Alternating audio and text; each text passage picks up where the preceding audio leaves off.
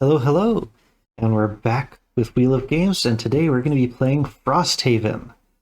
So last time on Frosthaven, we played through, like, Scenario 1, a town in flames. We arrived within the town itself. We fought off an Algox invasion. Algox are the Inox's, I suppose, bigger, colder weather brothers. Very strong, very brutal. And we managed to fight them off.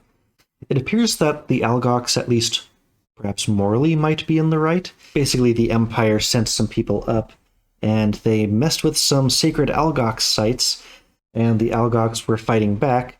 The Imperials ran off, but the residents of Frosthaven still have to deal with angry Algox. So we played through the scenario. We were successful. We managed to drive them off. And at the end, during the outpost phase, we built a logging camp. So in future outpost phases, we can spend gold to buy lumber. I was optimistic when I thought it would simply generate lumber, but 2 gold isn't too much, at least not until we've got several instances of this happening all the time, but hey, easier way to get lumber in case we're not getting it from the missions. So we completely executed our outpost phase last time, and now we are ready to begin the next scenario. Basically the first time we're really doing this like in order, because the first time we just started with the scenario phase, there was no road event or anything. In front of it, it was just you begin with the town in flames. So I'm going to go through this step by step just for the first time, just so that I make sure I'm not missing anything that may be unique to Frosthaven. Probably not, but gotta make sure. Go full screen on this. So on the book in front of me, beginning a scenario, we select which scenario we're going to play, which actually is important because we unlocked 2 last time. We had both Algox Scouting and Algox Offensive, scenarios 2 and 3. And this was based on the scouts who were trailing the Algox who left the battle last time. So it appears that Algox Offensive may be the front door, and Algox Scouting may be the back door. It looks like these are just 2 different sides of the mountain we're looking at here. It's more of a question of what do we think we are better suited with to fight with our characters, who, as we remind, we've got the Banner Spear. Oh yeah, we crafted the Spyglass to get advantage on attacks once per rest. We can, like, bring the banners if we're expecting, like, a large, drawn-out battle. Bring banners with us. We've got the Bone Shaper, hopefully an army of these shambling skeletons to bring with us. So we can expect to have, like, some battle lines, basically. And the Deathwalker, who is hard to describe very quickly. Yeah, has some useful abilities in there. So given at least these first 2, that's basically how to build an army. Like, if you're dealing with, like, battle lines, then you've got the Banner Spear flanking with them, the Bone Shaper providing the support in the background, and I guess the Deathwalker is sort of picking people off from the sides. So this feels like maybe is more built for the open warfare of the Algox Offensive. So I'm not sure which one's the better one here. You know what? I'm going to flip a coin. And since coins are something I can generate in here, so heads, we're going to go to the offensive, and tails, we're going to go to the scouting, the backdoor one. So hit, rotate, or flip 3 times. What do we got? Heads. Okay, so that's the offensive. So we've picked our scenario, the classic method. So we're going to go to the Algox Offensive. That is scenario number 3. Okay, so now it is time to resolve a road event. And we are in the summer, so it's going to be a summer road event. So let's see, not the personal requests, those are outpost road events. Okay, I'm pretty sure I've shuffled everything on here before yet. During the initial game setup, like, one of the steps was just shuffle all of these decks. And, oh, that's the inactive side I want to draw from here. This is the active side, so summer road events. So what do we have? Just outside the range where Frosthaven could reasonably extend its influence, you find a clearing with a single inhabitant and an imposing machine. An Inox wearing ill-fitting formal clothing uncomfortably watches you approach, then introduces you to the device beside him. Welcome to Slot Machine. He looks frazzled as though he misspoke. I mean, this is the slot machine. I am running it. Wait, sorry. He fumbles through his pockets, finally producing a note card. Reading off it, he continues, Welcome to the Slot Sanctum, a traveling slot machine that can make your wildest dreams come true with the spin of the dial. Gesture to the slot machine. He looks at you blankly. Win fabulous prizes. Gesture to prizes. A pile of fine hides, metal, and other resources sits on a small table beside him. This is probably some kind of a scam, because he's staying outside of the establishment's area of influence. It's an imposing machine, which means it's probably big enough for someone to be standing inside. Ill-fitting formal clothing means this is probably someone this is almost certainly a scam. Do we want to play the scam or not? It also doesn't tell us how much gold they're going to take from us. We don't exactly have a ton of it. We spent it on building stuff. I think we're going to insist on peeking inside, because this is this is a scam. So option B, do we have an Inox or a persuasive ability? Our characters, none of them are Inox. We've got a human banner spear. Actually, what are our skill abilities? Arcane, educated, intimidating. What do we have here? Oh, we are persuasive. Okay, so we don't have to be Inox. Because yeah, we are a human, but persuasive. Okay, so that means we get to read from this top section. The Inox shrugs. Yeah, okay. The inside is a mishmash of chains and pulleys, but you think you can time it right. Oh, good. So read outcome A and add 2 additional loot cards of your choice to the machine. The operator shows you how to use the machine, and soon you're sitting on a stool ready to pull the lever. He hands you a drink poured from a canteen behind the table.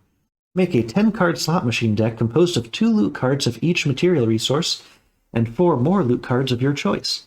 All characters may individually pull the slot machine lever as many times as they choose. For each pull, pay 6 gold and draw 3 loot cards from the machine deck. If 2 match, that character gains 2 gold. If all 3 loot cards show the same resource type, instead gain the resources shown on the cards. Otherwise, gain nothing. Shuffle the slot machine deck before each pull. We're too poor for this right now. If you look down at the decks, we've got 4 gold, 4 gold, and 2 gold. None of us can afford to play the slot machine. So this is clever, not something we can really play at the moment. So I mean, that sucks. But also, you pay 6 gold. If you're lucky, you get 2 gold back. Like, you're looking at the odds of getting all 3 as the same thing. This is not a very great slot machine. Gain the resources shown on the cards. So you could gain all of them. Okay, but when you do hit, it is worth a bunch. So it's not entirely a scam. It's actually legitimate. That's quite nice, actually. But that goes on the bottom of the deck. That's what that means. I used to think that meant shuffle. No, it goes to the bottom. Well, we've done our road event. We encountered them on our way to the Algox offensive, and then the remaining steps in the scenario thing. Set up all the map tiles for the scenario, retrieve the materials, so build the material deck. Okay, so really that was the only thing we were likely to miss. The other thing I discovered I have to do manually is the battle goals. Deal 3 battle goals to each character, keep 1, discard the others, and then, yeah, then you just choose your ability cards and items to bring with, and you start. So, because we're doing scenario number 3, right? Yep, Algox offensive.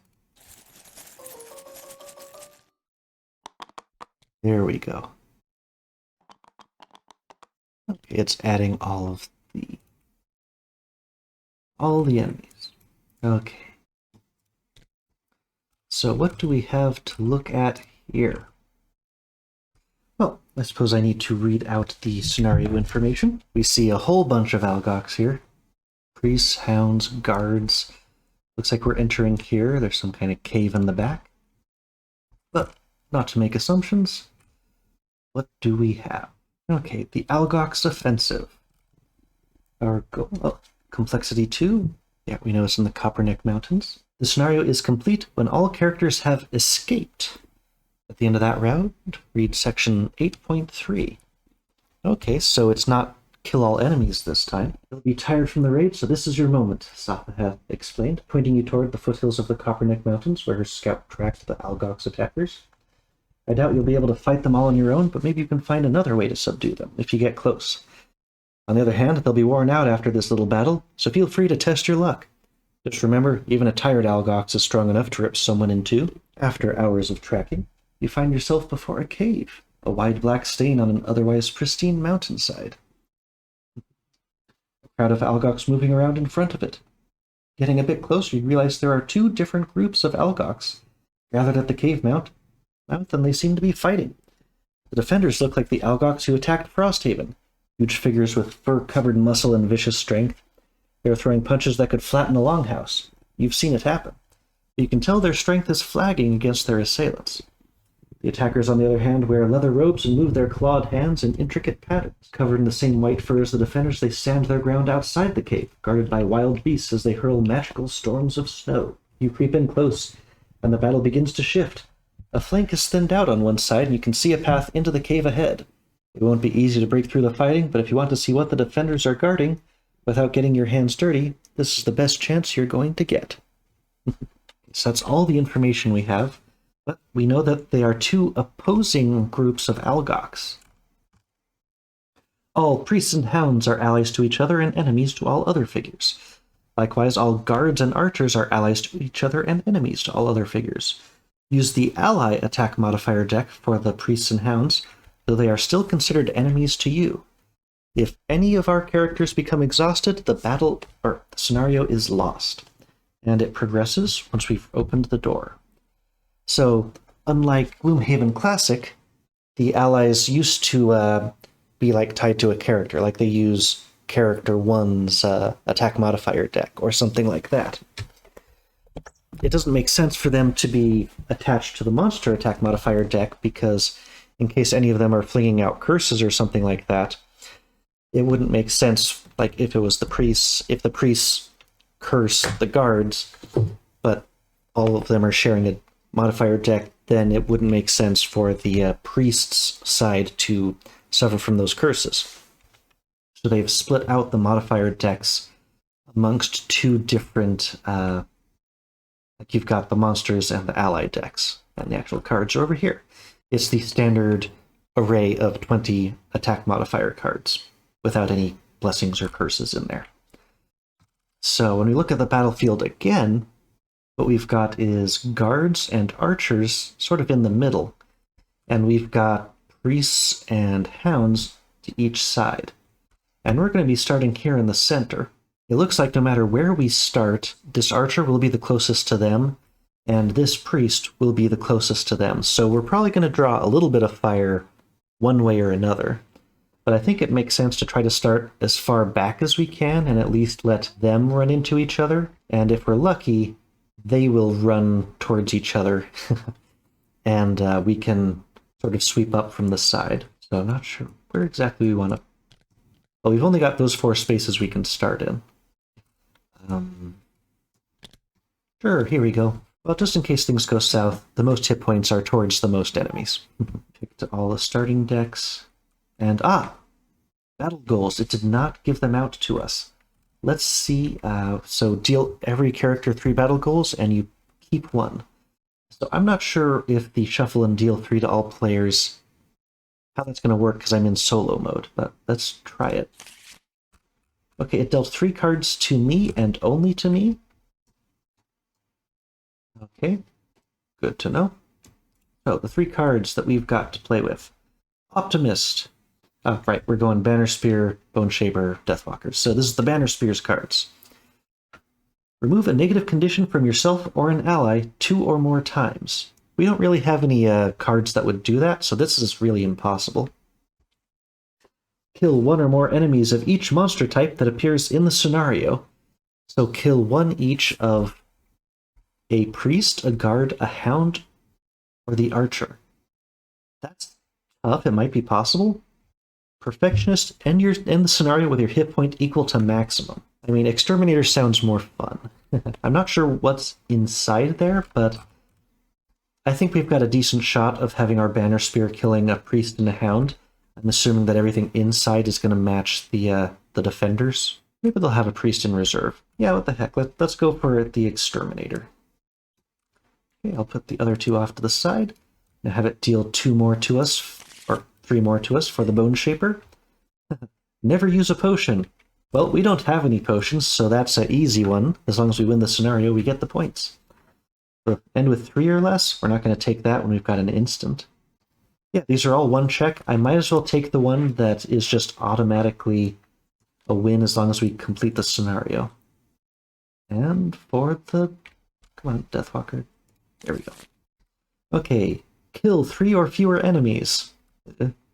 Lose a card to negate suffering 5 or more damage. That's a maybe. And end no more than 3 of your turns in the hex in which you started the turn, except when long resting. So always be moving. And this is a tough one, because this character likes to stay in one spot and do stuff for a bunch of turns. A lot of their things are like teleport to a new location. I think Acrobat. Let's see if we can manage that. Okay, other cards go back in. We've got our battle goals. We've got our starting locations. And so we know our goal is to escape. I don't know if it's like we have to get back to the start. But if that was the case, then we would have like a... Whenever there's like a escape the scenario kind of a thing, it always lists the locations that you can escape from as like all of the tiles marked with token A or something. So I don't think we're coming back to the start. I think we have to escape through the back of the cave.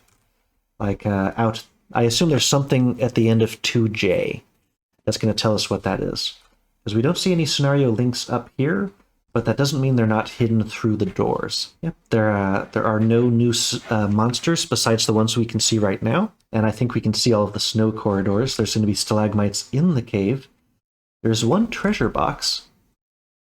Notably, there's also a treasure in the loot deck, which is interesting. I don't recall exactly how that works, but there is one treasure out here on the field already. So if I refer back to this, treasure number 18. So if we collect that, I can look it up. So yeah, what are we going to do here? I guess the starting thing was we try to go as slow as possible.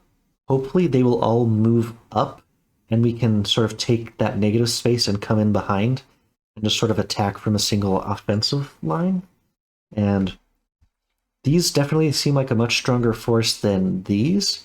So I worry about how much damage they're going to do before they start turning their attention to us over here. Yeah, I think we want to build up as much of an army as we can, so we're probably going to be just summoning as much as we can early on. Okay, that's the battle plan. I'm going to pause, and we're going to come back once I've got everything set up for the first round, our first choices. Be right back. Okay, we're back and ready to start round 1. Let's see how it goes. What do we got? Okay, well, we successfully moved the slowest, so all the enemies are going first. First up is the priests, and they are wasting their first turn doing healing when no one needs healing. Ay, ay, ay. I need you to be attacking and dealing damage to those guards. So they're going to waste their time. The hounds go next. They are going to do a bunch of movement and do some attacks, so the hounds are getting right up in there. Then the archers are going to be pinning people in place with immobilize. And what's down there? Nothing special for the guards. Standard move and attack, but they got a strong attack on there.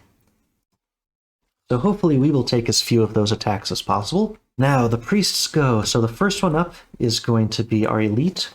Now when they're doing something that isn't an attack, they're like if they're healing or doing looting or something like that, the AI, and this was something I learned through reading through all the rule stuff again, they treat their focus as though they were going to do a single target melee attack. They're finding their closest enemy, so 1, 2, 3 away for this elite guy. He's focused on that. He gets a movement of up to 3, so he just walks right up in there. And then he tries, to their best of their ability, to fulfill the rest of that. There's no heal target, so all the priest did was run into a buzzsaw of incoming archer attacks. Now we go over here, we've got number 1 in the back, so the closest to him is going to be the guard. He only has a movement of 2, so we can move up a little bit. Now for this guy, his focus is going to be one of these two because they are closer than the guard. So closest for us is Zane, the Deathwalker, right up in here. So we can move him up. Not sure if there's a best spot for this. Maybe I'm going to want to use Unbreakable Wall after all. No, okay, so he moves up there, but he doesn't get an attack, it's just a heal. So the priests have finished... Oh, move that back down. So the priests have finished their move, which was a whole lot of nothing. And back in here. So the hounds We've got an elite hound over here, and his target is the guard. He's closer than us. So they've got a move of up to 5. Well, they can cross the map if they need to, and this guy's going to need to. And his attack is only 2. It's nothing special. So, the allied attack, I'm remembering it by calling them the attackers. So we've got the monsters and the attacking monsters. So he's going to use the allied deck. And he's got a +1. Good. So at least the left flank is actually making some inroads against our shared enemies. Now, hound number 1 gets to move up to 4. So 1, 2, 3, 4. They're all 4 away. So the archers are first in the initiative, so he's engaging the archer. That's good for us. That means we're not going to be the target. So 1, 2. Move them there. Keep them away from us as long as we can. And an attack of 2 against the archer. Oh yes, get all these +1s when you're not attacking me, please. Thank you. So that archer's mostly dead. And now this guy only has a movement of 4. 1, 2, 3, up, but he can reach that archer as well. Come on, finish him off for us, please. Attack of 2. Let's go. Nope, that's still enough. +0. So the hounds managed to blitz that archer out of the way. Excellent. This has already pretty much become a line of enemies against a line of enemies, and we're back here with this one guy. So that's all of the hounds done. Now the archers go. Movement up to 2. Attack of 2 or 3 at range 5. So let's see. We got 2 elites in the back. Left guy, then middle guy. And then just the regular one. The other regular is already dead. So who's his first target? He's got range 5, so he can hit pretty much anyone. So it's the closest target. 1, 2, 3. Okay, so because the priests went first, he wins the tiebreaker. And the elite priests, if I scroll back up, yeah, they have 2 shield. So he's going to have to do some damage just to get through this. So it's an attack of 3 against shield 2. What's he got? -1. Okay, so he deals no damage, but he does immobilize priest number 3. So let me mark that down in the menu. There we go, he's got his little symbol now. Okay, now the other elite, he's even closer, so he's also attacking the elite priest with his attack of 3. +1, so he deals 2 damage to the priest. And there's no multiple immobilization, it still just goes away on the priest's next turn. And the regular guy makes an attack of 2 against that same highly shielded priest. Okay, no damage. So at least that priest is holding up so far against combined firepower. Now the guard, movement of 3, attack of 3 or 4. So we've got 1 elite guard and 2 regular guards. So he's equal distance, but the priest moved first, so he's the priority target. Here's an attack of 4 against our immobilized priest. Okay, 2 damage gets through. He's starting to look a little rough. Now we've got the regular guard over here. So the wolf has retaliated. As long as the wolf survives, he's going to deal 2 damage back to this guard after the attack. And this is an attack of 3. What do we got? -1. So 2 damage goes through to the wolf, and 2 damage comes back to the guard. I really want the guards to be attacking these wolves and taking themselves out. That works out nicely. And this guy is the last, so attack of 3 against the priest once again. And he fully misses. Okay. Well, I mean, that's good. If the strong force misses on attacks against the weaker force, that's good for us. We want the weaker force to do more damage. So the guards are done, and now it's over to us. So it's Zane, then Disha, then Isolde is our order of operations. Zane is going to place 1 shadow in a hex within 2. I'm going to try to keep the shadow around for a little bit. So many of their abilities involve consuming these dang shadows. But if I put it here, it's still adjacent to that priest, and maybe I can move it towards other things later. And then Black Barrage. So I wasn't sure where things were going to move, because I've got 2 targets. I'm not likely to damage the priest, both because it would be at disadvantage and that priest does have a shield. But I also don't really want to kill the hound. I want the hound to survive and go in against the enemies.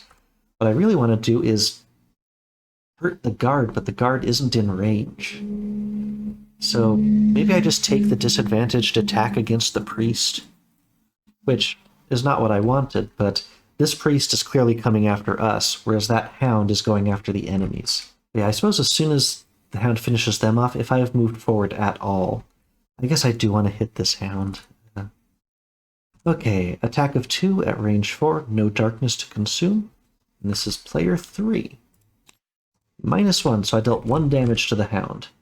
I would have done no damage to the priest next to me. Okay, and that's it for Zane. Now Disha. So we have options here depending on what happened during the earlier attack. I could either do a javelin, attack of 3 at range 3, or I could move 1, pull someone in range to me, and then hit them with the unbreakable wall, which would also end up pushing them away. So I can either move 2 and attack 3 at range, or move 1, pull someone to me if we're in formation. So I could, let's see, if I move forward 1, I could pull one of them to me, but I couldn't hit them with the formation attack, because none of them really came close. I could move next to the Algox priest and push them away by 1, because I could form the wall there and attack the spaces in front, thereby hitting the priest with an attack of 3. It would be more than nothing. But what I could still do is if I wanted to... Let's see, if I move forward, the hound's going to start going after me instead of our shared common enemy. And I don't really want that. So I could move the priest over to me by 1. So if I just stay where I am, if I just don't do the movement, so if I just stay and put, I can pull the priest to me, I can stand right next to him, hit him, and then push him away by 1. So I can basically pull him and then push him towards the enemies. If they go first again, maybe he'll end up attacking the guard and like moving that way. If I can actually redirect this guy, that would be great, because then my enemies are hitting my enemies. Or at least if I can make the archers kill him or something. But if I can just keep shoving him at the enemies. So yeah, that's what I'm going to try to do. So I can't move 1 and pull him and like push him more towards the enemies, but this works. So pull him. Now we're using Unbreakable Wall, the Bone Shaper, and I. So attack of 3, then a push of 1. Oh, and I get an experience out of this. And attack from player 1. It's a -1. So it's 2 damage. He's got a shield of 1, so I only hit him for 1 point of damage. But I can push him away by 1, and that's a valid place to push him to. So if I go slowly again next turn, maybe if I'm really lucky, he'll go that way. Kim is done. Now Ison. We're going to summon a skeleton, so we take 2 damage and get an experience. And our first shambling skeleton is onto the field. It has to come into a space that's adjacent to us. Ooh.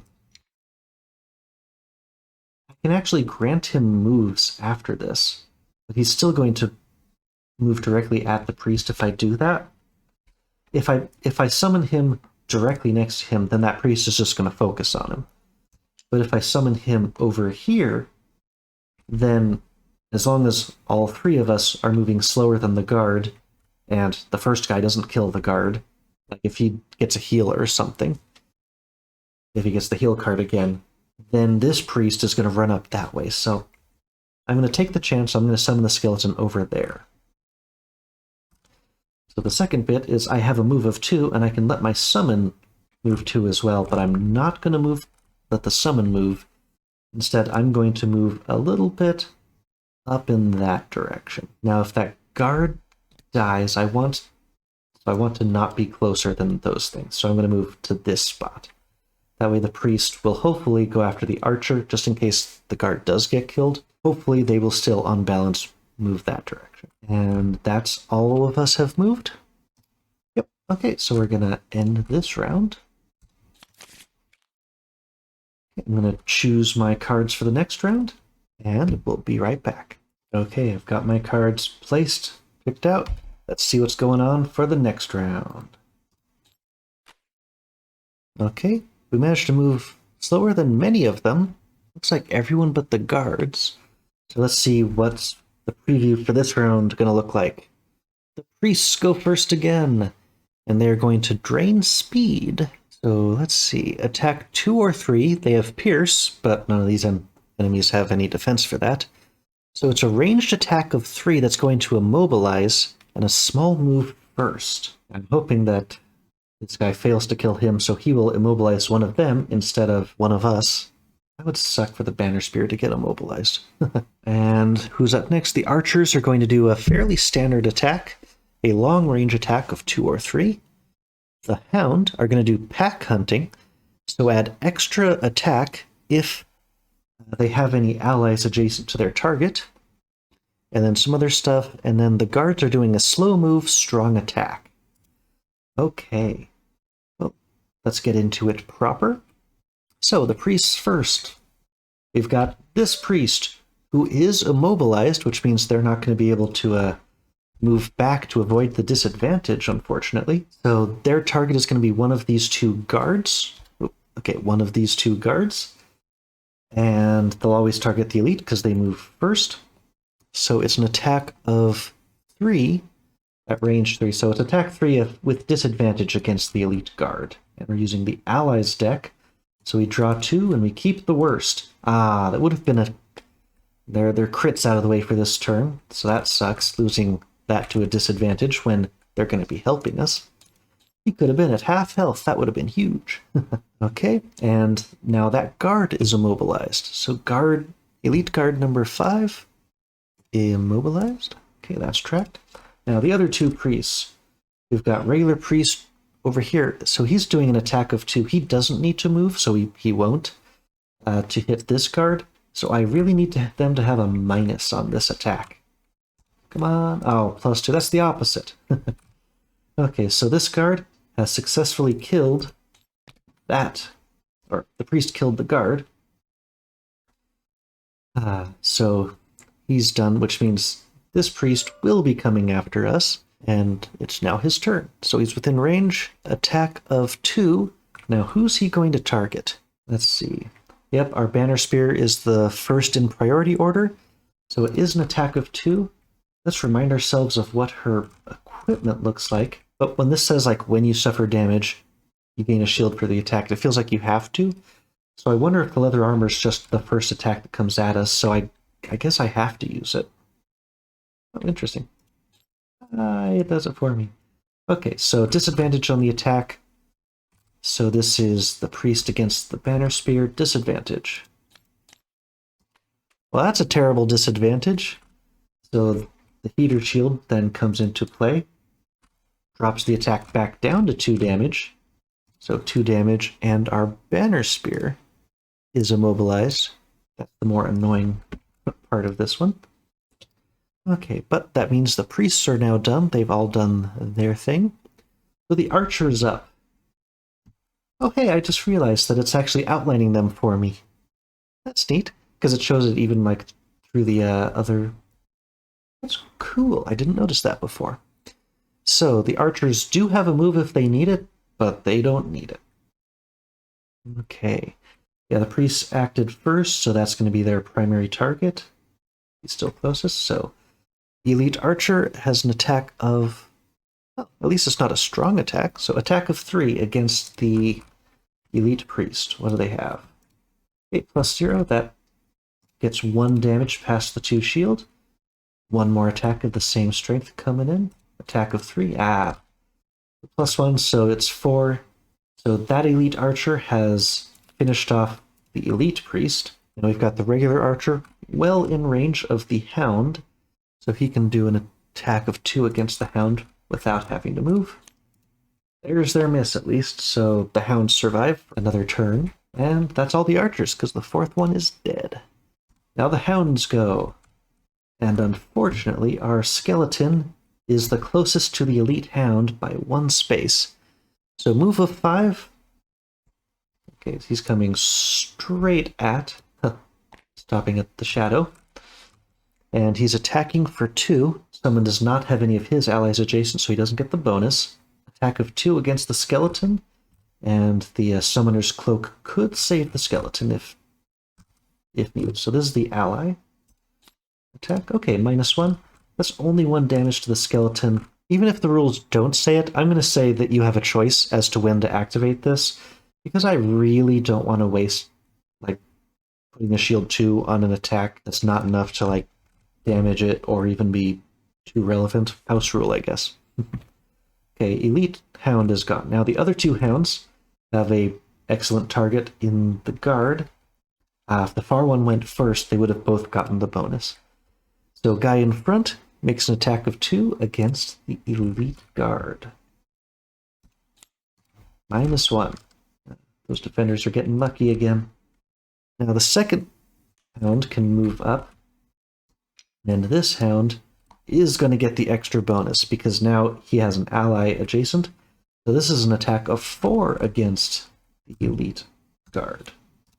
Okay, +0, he still takes the full 4 damage. So at least they may take out one of the defenders, if we're lucky. And that's it for the hounds. Now our banner spear gets to go next. Is not able to move. If the enemies came up to us, I was going to summon the reinforcement and hit them with the combined effort. So I can't use the combined effort, unfortunately, because I'm immobilized. Like, maybe I could have moved forward, we could have combined effort on the hound. So I'm going to summon my reinforcement, and I just can't move. I couldn't hit any of these things. Even if I moved my allies, that wouldn't be a good thing, so... Okay, summoning the reinforcement, and not able to use the combined effort at all. So the Algox guards are up next. They want to do a move of 2, and then an attack of 5 or 4. So Elite Guard is attacking the first hound. This is an attack of 5. This hound may not be long for the world. Yep, he just fully cleaves that hound in 2, and his immobilize finishes resolving. The other guy can move up to 2, so he moves adjacent, and he attacks for 4. Oof, okay. Wait, why? I only clicked it once. I don't know why it pulled out 2 of them, but... I can still fix it. Just put that back in there and shuffle it. So he drew the +0. So he has fully one-shotted the other dog. And now the defenders are almost completely intact in front of that cave. At the very least, they're going to start coming out and attacking the priests from behind, I suppose. So that's something. The guards are now done. So Ison, and really before that even, the shambling skeleton attacks. So I need to double check. I think he has an attack of 2. Yep, attack of 2. So player 2 makes an attack of 2. Ooh, +1. That's an attack of 3. Our skeleton killed an elite hound. Good job, good boy. I'm just going to shuffle that so the shadow's on top. So, skeleton doing some good work there. And now it's our Bone Shaper's turn. Summon another returned servant. Take 2 more damage. Get another experience out of that. And Shambling Skeleton number 2 is coming on into play. Here we go. Number 2. So this still has to be adjacent to us. Suppose I can put them... No, we're up there. Put them there. So we've got the beginnings of a very tiny army. I have a feeling that these Algox, the guards at least, are just going to one-shot these skeletons because they're so strong. And the bottom half of the other card, heal yourself for 1. A couple of enemies have died this round, so we also get to heal again, so that's just a heal of 2. This card's sticking around. And that's it for Ison. Now Zane. Zane has a movement of 3 that creates some darkness, and we're going to just get shadows out onto the field. I feel like we need to do the equivalent of a bombs type attack because there's so many of these still together.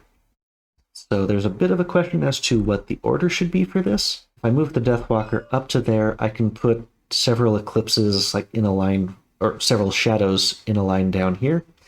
And they should start coming forward, or I can start moving the shadows from there.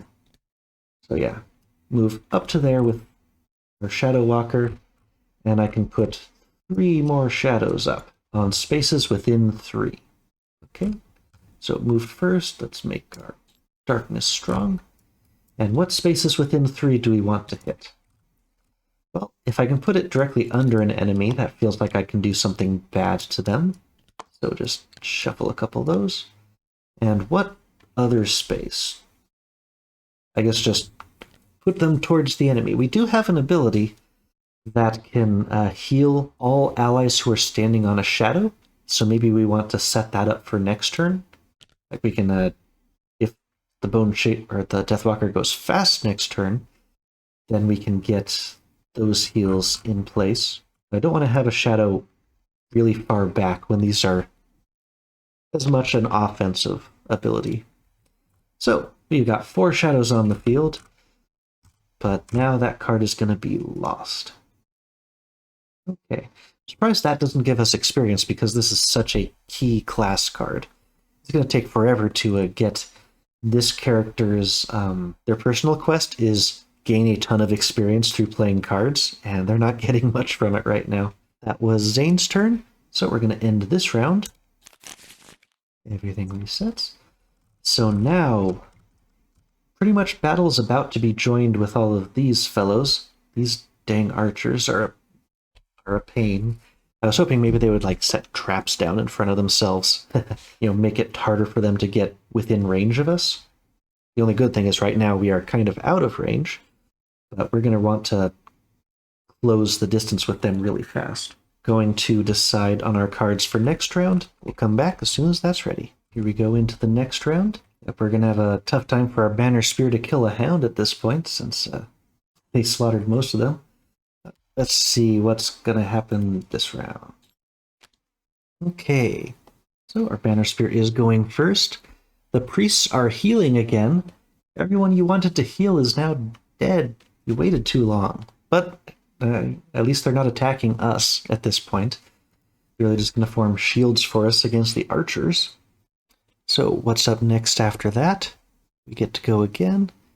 The archer goes, and the archers have a small move and a strong attack, but they're not going to have the range to hit us. Maybe they'll be able to hit the priests, so that's good for us, I guess. And the guards, oh, that's unpleasant. They've got a small move. They won't be able to do their attacks because, again, they're pretty far away. But they're going to psych themselves up. They're going to strengthen themselves, which will give them advantage if they're able to attack next turn. So at least we've got the defenders of this facility aren't going to be able to do a nasty attack this turn, but they are going to start moving forward. Really, that whole formation is going to move forward by 2. I want to use Tip of the Spear. Now, it's knowing that this, if I hit this guy, he's just going to be healed up right away, so I need to do at least 3 damage to him. But as long as I get the reinforcement behind where I'm going to end up, like if I go there and there, then I can hit this guy with my Tip of the Spear attack.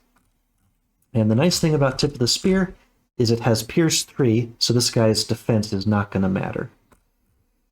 So the reinforcement, we get to control where he goes, because that's the unique thing about that particular summon. So I'm just going to use a basic move off of the bottom to get my Banner Spear into position. That's how they moved out of space. And Tip of the Spear, now there's someone directly behind us, so it's an attack of 3, and it's going to pierce right through that shield. So player 1, +0. Well, so all I've really accomplished here is I've canceled out the healing that he's about to get. Because that's it for Disha's turn. He moves forward by 2, heals this one back up for 3. This guy is now focused on the Banner Spear, so he just stays put. He wants to heal someone for 3, that includes himself, so I did nothing. Ah, well, at least these 2 damage sponges with shields are going to be between me and the archers, so silver linings. Okay, so that's it for the priests. Now Ison's turn.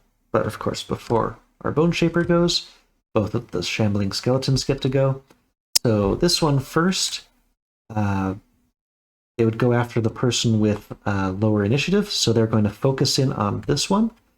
These are attacks of 2 against a shield of 1. What's your first move? Hey, +1. Okay, so that deals 2 damage, 3 against 1. And the second skeleton's doing the same thing. Attack of 2 against shield 1. Ah, there's the miss. So nothing there. That's both skeletons. Now it's the Bone Shaper's turn. So what are we going to do this time? Ah, right, I wanted to strengthen someone to give them advantage.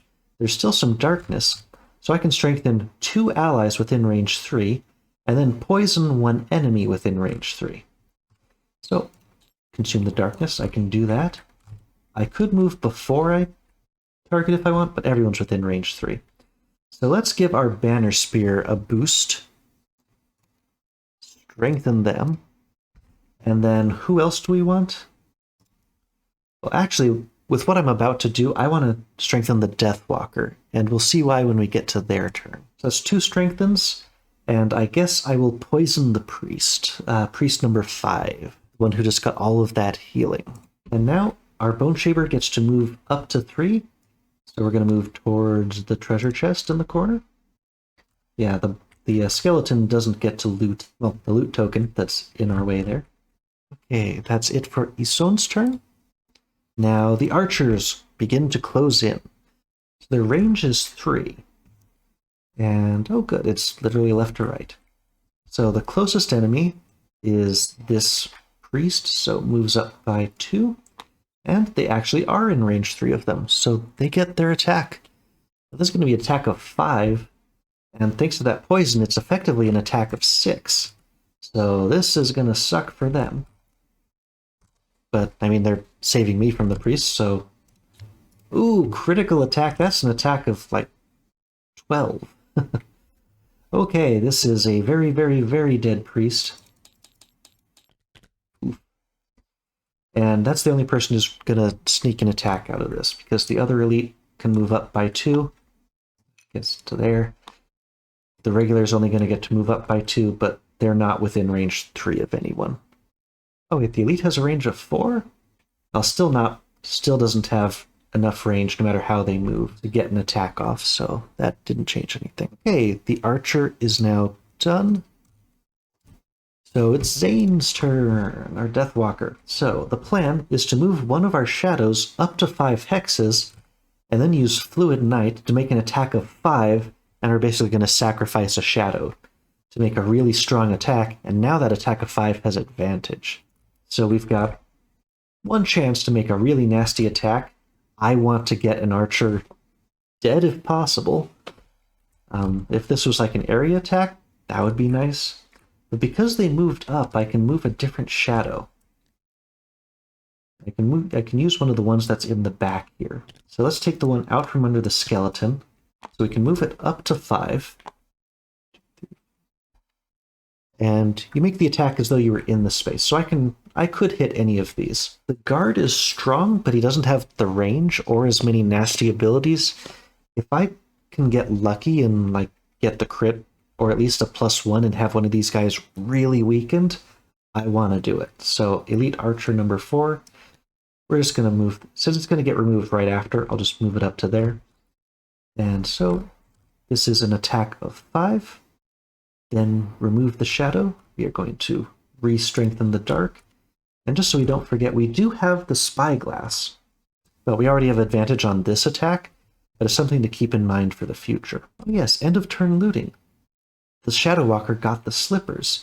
So the Shadow, or not Shadow Walker, Deathwalker, maker of shadows.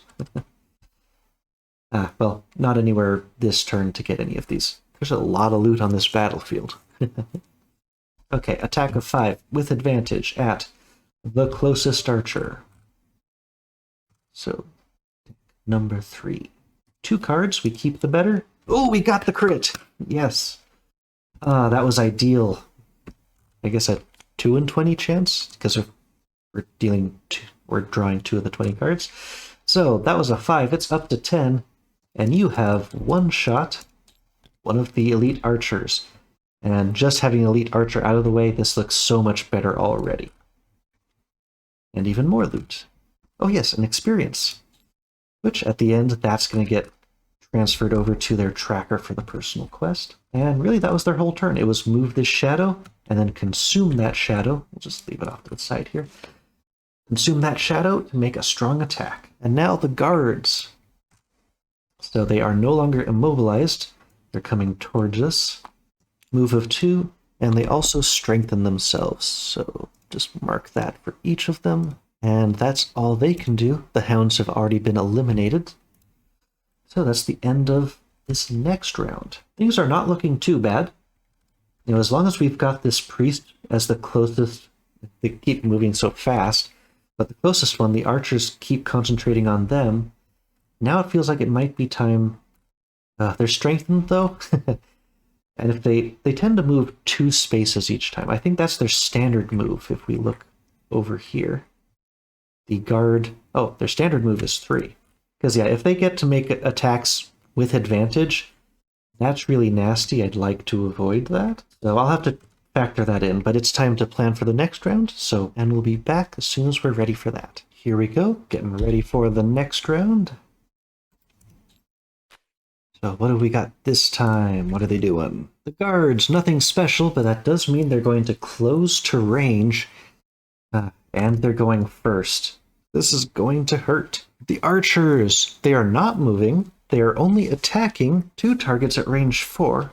But if we look at where they are, as long as we don't move forward and they're going before us, they're not going to get attacked. So at least the archers are not an issue this round. And the priest wants to do a basic attack. The best news that I'm seeing here is that the priest is going before most of our characters. The only one who's not going before is in the back. And that means for these guards who are all pumped up, 1, 2, 3, 4, they are 4 away from all of them, and that means they choose to attack the priest. So that's one more bit of good luck here. So yeah, he's 4 distance away from everyone in that line. So he goes up and he's attacking the priest. So this is an attack at advantage, an attack of 4. So draw 2 cards, keep the better. Ooh, +2. So that's 6. He's only got 1 shield, so he has just outright killed the priest for us.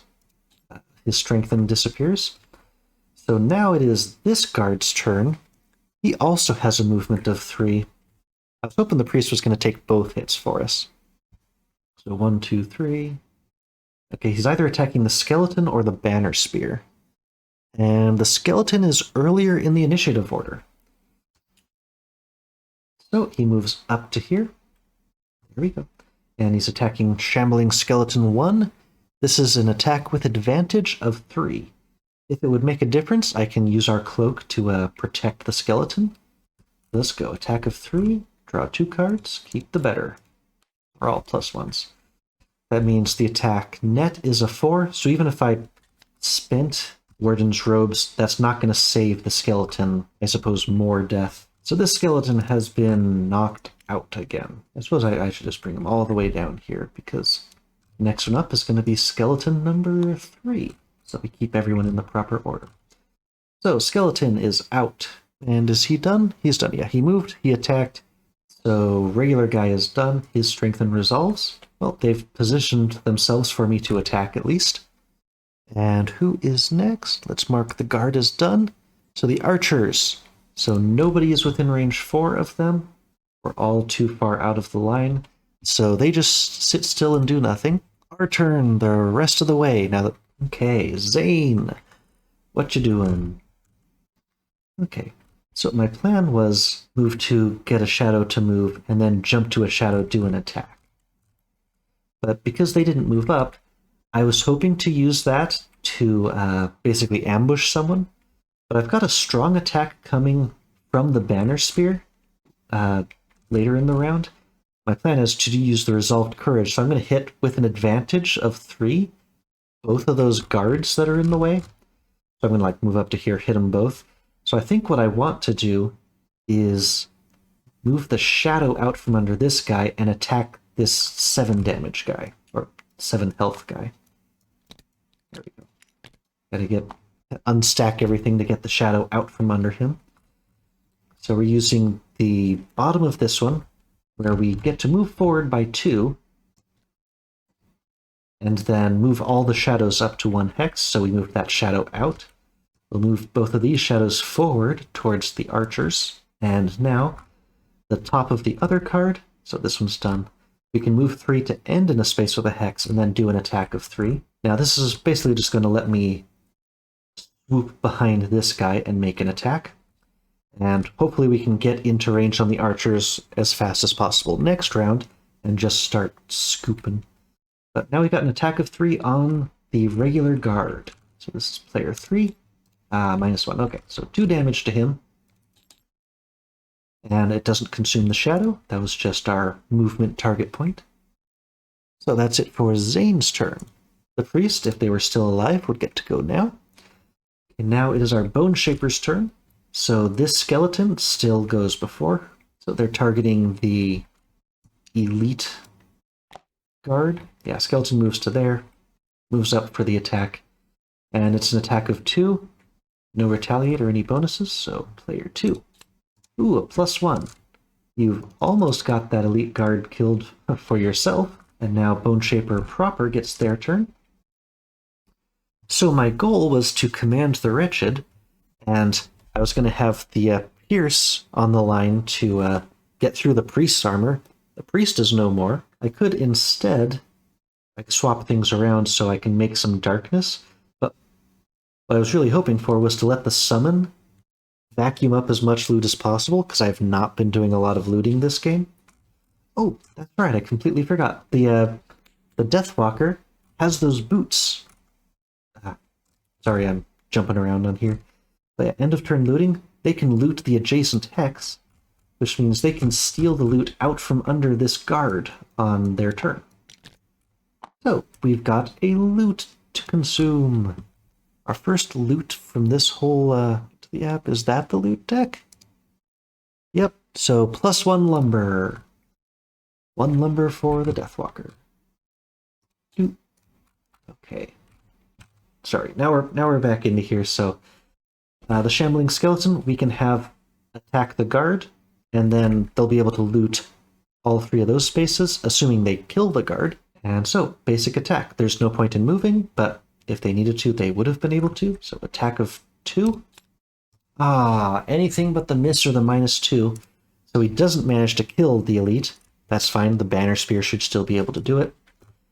But that summon still gets to loot in a radius of 1. So I can remove those 2 loot tiles. And we can draw 2 loot for our Bone Shaper. So, back into the app here. What's our first loot? +1. What was that? That was a type of herb. Rock root. Okay, and it's the one with the round on top and 3 squiggles on the bottom. Okay, rock root. And then the other one is going to be metal. Okay, metal and rock root. So we go down and let's mark that real quick.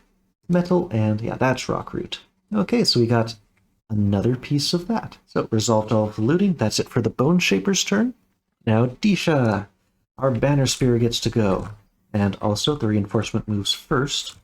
But as a reminder, we want to use the Resolved Courage, and it all depended where exactly they were going to go. If I was already in position, I could have used the banner, drop a banner onto the field for the first time, which essentially gives an area of effect bonus to our whole team.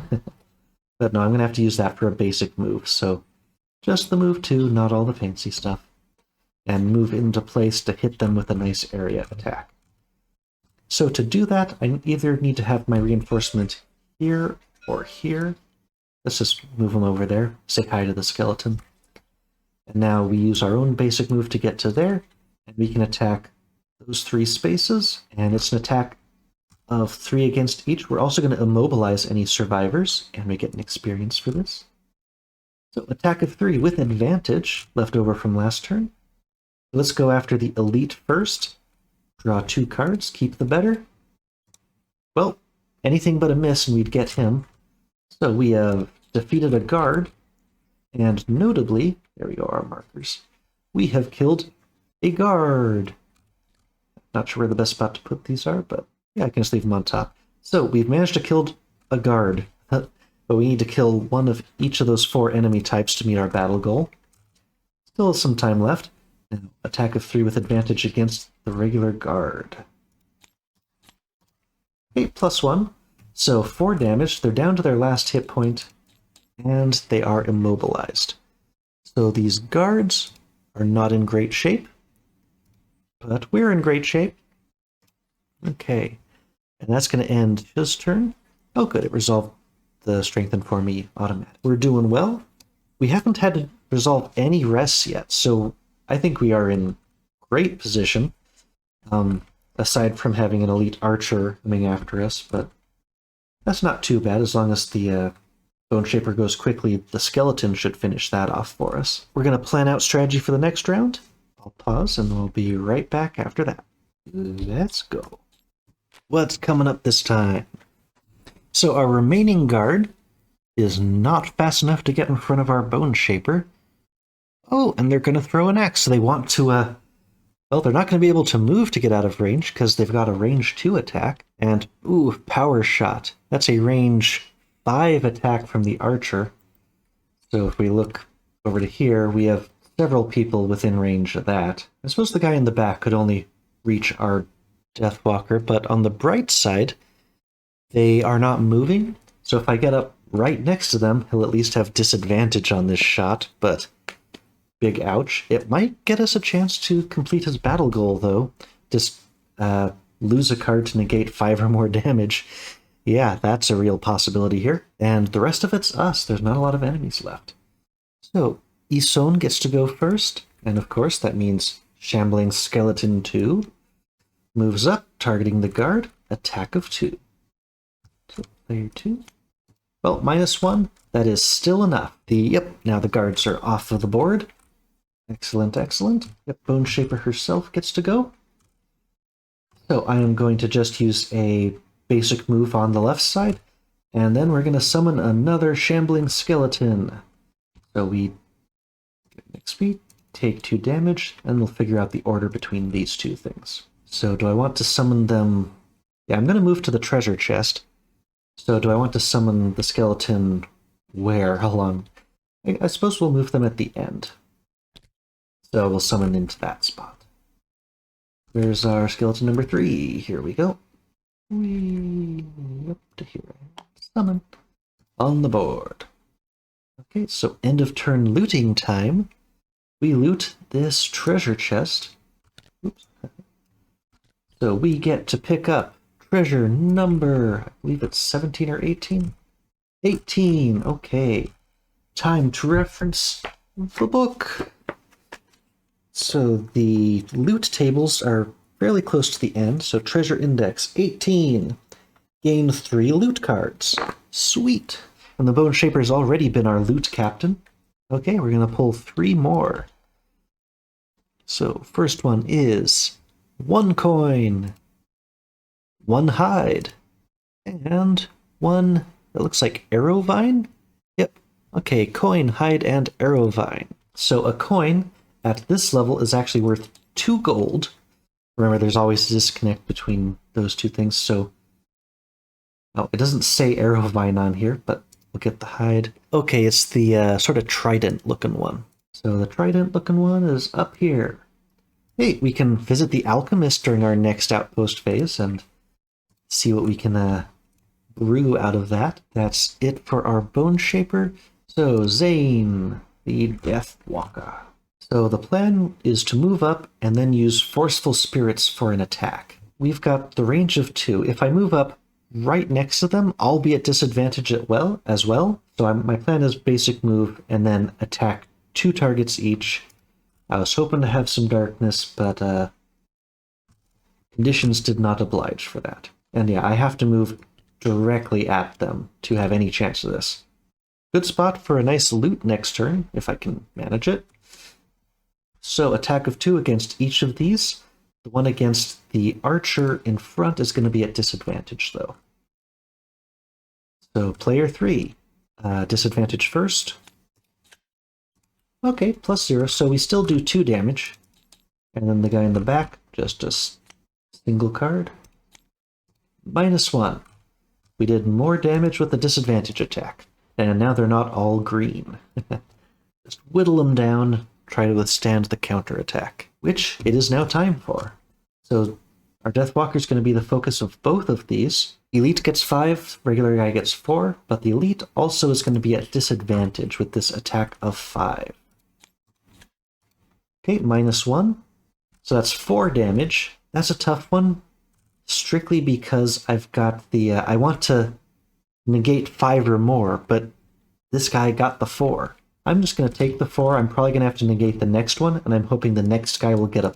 Oh, no, not you. You. Because I can take the 4, and I'm hoping...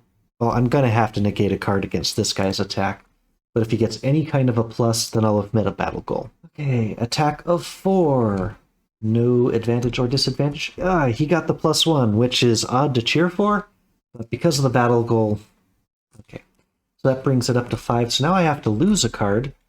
I've only got 1 card left that's in my hand, so that's the card I'm losing. Oh, that was the one I wanted to use the loot for. Ah, well. So that just goes straight into the lost pile. But we've met the battle goal. So, Acrobat. Do I mark it as completed? So, silver lining there. Archers are done.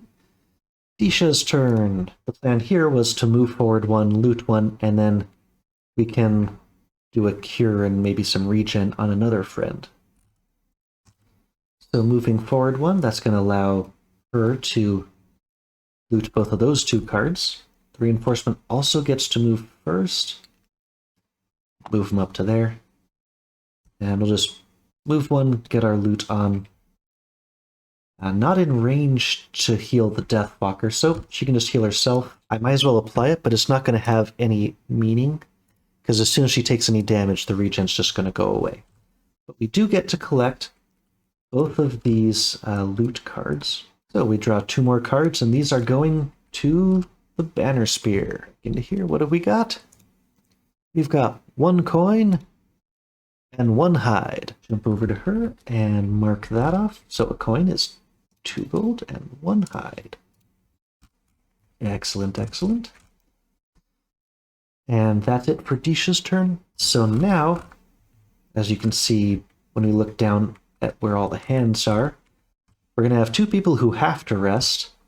Our Necromancer is actually going to be able to summon 1 more spirit, but given that the danger they're in, this is almost certainly going to be short rest territory. I want to resolve any rests we need, and then we'll come back ready for the next round. Resolved a couple of short rests. Let's see if we can get in before these archers and finish them off. So start round. Okay, we got in front of them.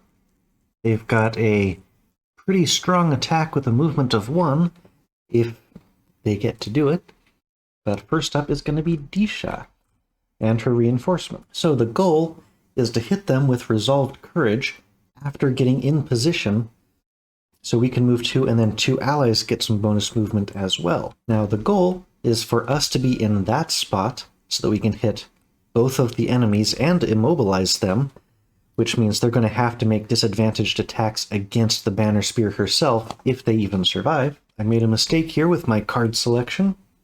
I was looking at a different card that had a movement of 4, so I thought I could move all the way up into that position and perform the attack, but then, oh, this reinforcement can't get into the right position behind me, so let's use a different card, which was move 2, grant allies, so that would get him into the way, but then I don't have the movement 4, and I don't have any boots or anything to get me into position.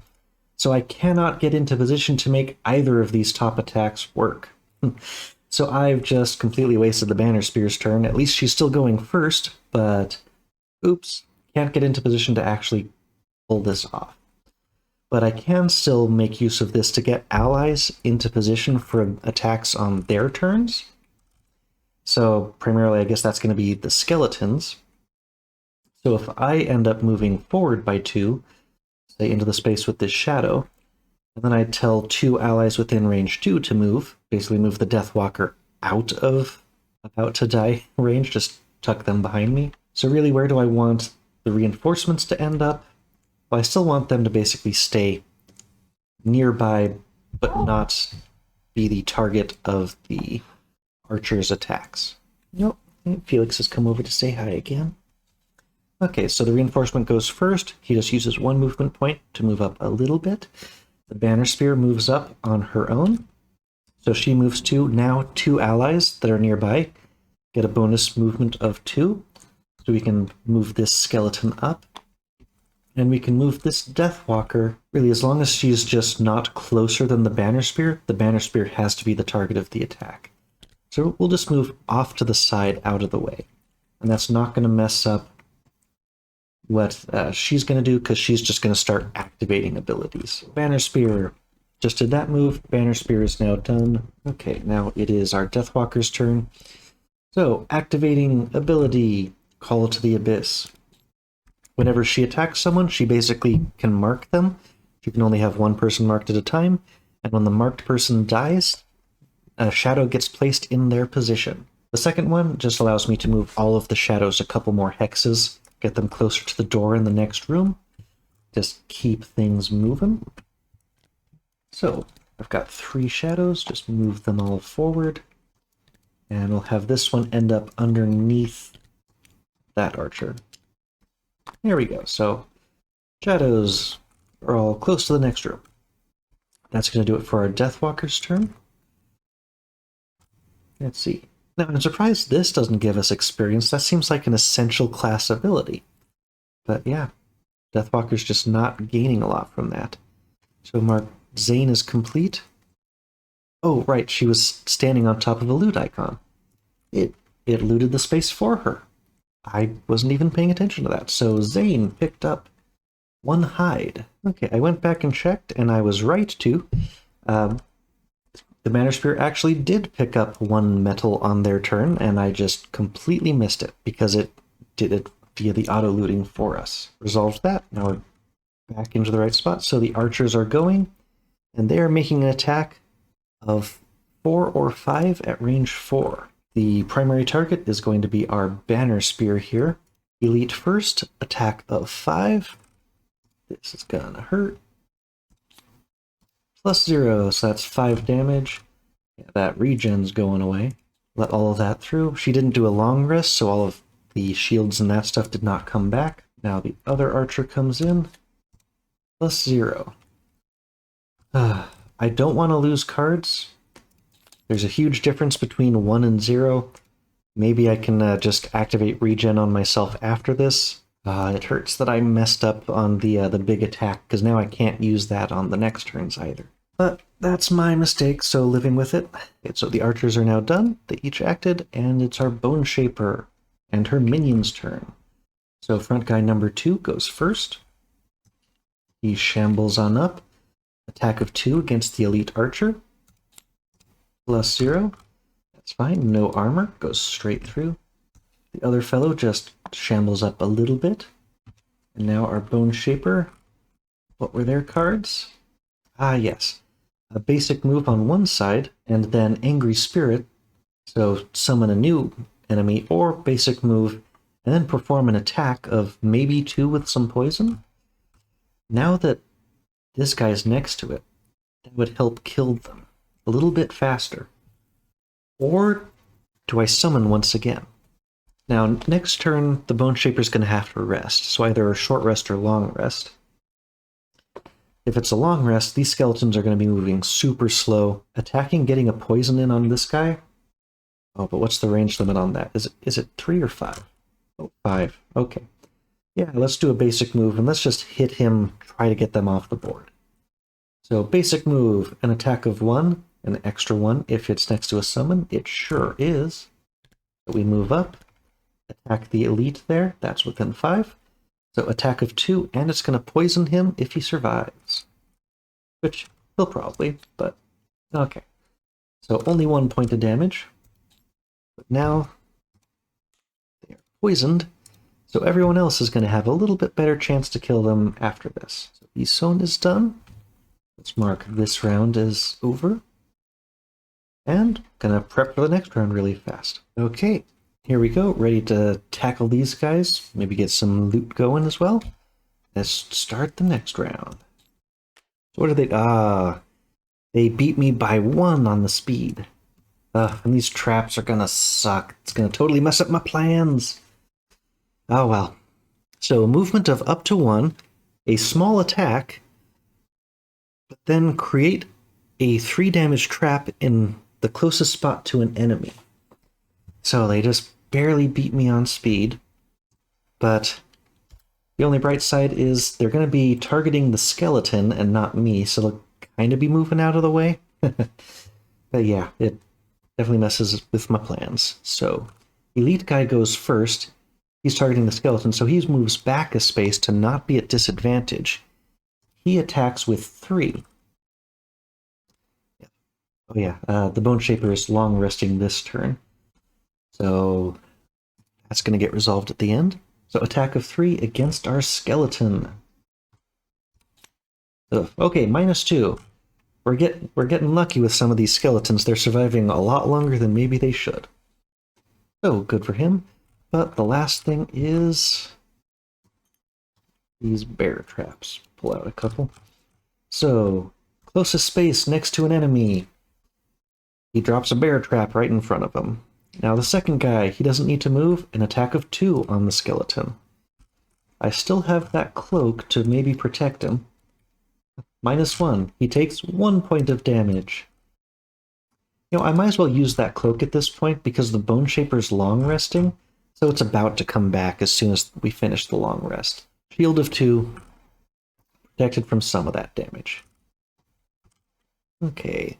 And now he puts their bear trap in there, because that's the closest spot to an enemy that's empty. Now we've got some pesky traps directly in front of us, and the skeletons always move around the traps. But yeah, it's just going to prolong us by making us go all the way around those dang traps. Okay, but the archers are done. So, Disha.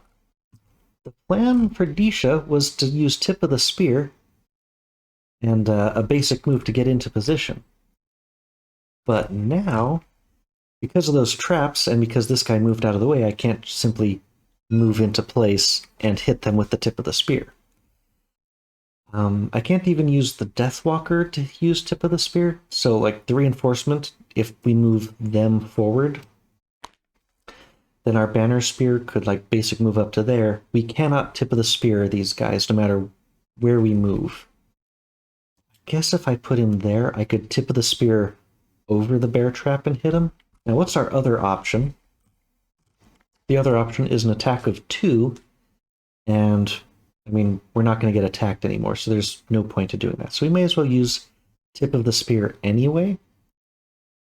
So basic move and just attack over the bear trap. Okay, so move the reinforcements to the spot behind us. We move forward by 1, and now he's behind us. We're attacking the bear trap and the regular guy behind the bear trap. It pierces, but these guys don't have any armor, and we get 1 more experience. The banner spears and the Bone Shaper are getting plenty of experience from their cards. So, attack of 3. From player 1. Ooh, a +1. That means 4 damage. So now, our banner spear has successfully killed an archer. So place another one of their tracking tokens. And I'll put one on the Algox archer. Oh. I thought we killed a guard before. Maybe I put it on the wrong... Yeah, I killed a guard before. Oh, that's right. These aren't moving along. So that was a guard because they were the first up on the list. So really, if I'm going to be marking them, I need to mark them down here. So there's the guard and there's the archer. Because, yeah, this whole thing is moving around. So, of course, it's not going to track them successfully by putting markers there. So he still needs to kill a priest and a hound. I'm not sure if there's any even within this cave. But she still needs to, nothing left out here for her. We just need to kill that archer and be done with it. Okay, that's going to be it for the banner spear. Now, what is Zane doing? We've got forceful spirits. The plan was to move by 2 and then attack at range 2. If the first guy survived, like the tip of the spear, this was going to be the mop-up operation. So attack of 2. We don't have any darkness. So yeah, just an attack of 2 at range 2. So where do we want to move up to? I guess if we just sort of circle around, Zane can pick up this loot that's off to the side. So it's an attack of 2. The poison adds 1 to that, so it's effectively a 3 before anything is drawn. Plus 0. Okay. So that's going to kill the archer here, so all the enemies are off the board. But because we have... oh, where is it? Yeah. Call to the Abyss in play, we marked them. Yeah, before drawing the attack modifier card, so I didn't put a mark out on top of them, but he was marked. So we put a shadow token in or adjacent to the hex it occupied. So it was there. I just want the shadows to be as forward as possible, so I can put it adjacent into that space. Oh look, there's arrows and blood. Right where all the archers were. Some nice cosmetic detail there. So, good job, Zane. You've put more shadows on the field. Wait, where? Yeah. Okay, that's why. The shadows were underneath the traps. Yep. I thought I'd lost them all. Nope, there's 4 out on the field right now. All in decent positions. So I moved to... oh, I could have moved all the existing shadows up to 1 hex. So yeah, all the other shadows move forward by 1. And that one we just spawned there. It all works out.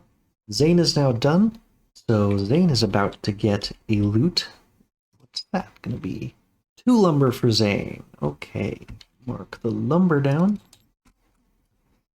And who is next? Isone gets their long rest. So the skeletons do not have a focus, so the optional rule is you can have them move towards their summoner or just have them not move at all. Since that would be in the opposite direction of where we want them to go, I'm just not going to have the skeletons move. So Isone is doing a long rest. They get to recover 2 health, and because it's not a short rest, I can choose which card is going to be lost. I'll do that, and it's time to select the cards for the next turn. Let's bust into that next room and progress the story. Okay, we're back. This one should be pretty quick. Just going to be moving up, not opening the doors for this round. Okay. Quick in initiative too, I suppose. But for Disha, we're going to move forward 1, loot 1, and then just start getting the health increased for us. So a couple health right now, and also a regen status. So by that, we'll get 1 health at the start of each of their turns. So until they actually take damage, their health is going to start just ticking up turn by turn. Yeah, Deathwalker's going to move up in front of the door. So we end there, and we're going to loot loot 1. There's no loot underneath this bear trap though, right? So we're going to end up getting these 3 loot. Let's see how well the auto loot... oh, switch back over. I just stacked 3 loot tokens on top of each other underneath our banner spear.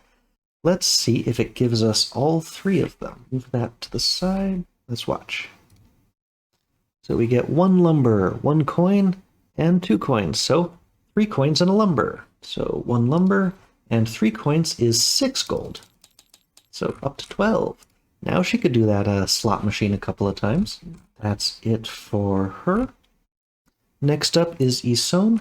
There's still no targets for the skeletons to focus on, so they're just standing still, which is a little bit annoying because I can't push... well, actually, okay, let's summon the skeleton towards us, because that's 2 movement. And now, what Isone is doing is she's got 3 movement, and then she's summoning a wraith. So 3 movement, then the wraith. The wraith is going to infuse darkness. The wraith flies, so it's going to be unaffected by traps. We can just summon them directly on top of the traps, and it'll be fine. 2 shield, 2 more experience, and is going to stick around. So only 1 health, but the 2 shield. Yeah, good against those really weak enemies, I suppose. But it's just a good source of ranged damage as far as you go. So move 3, get up to here, pull out the new summon. Where's our Wraith? Here we go. So we can just leave our Wraith in position on top of... yeah, on top of the trap, and they don't set off the trap because they're flying.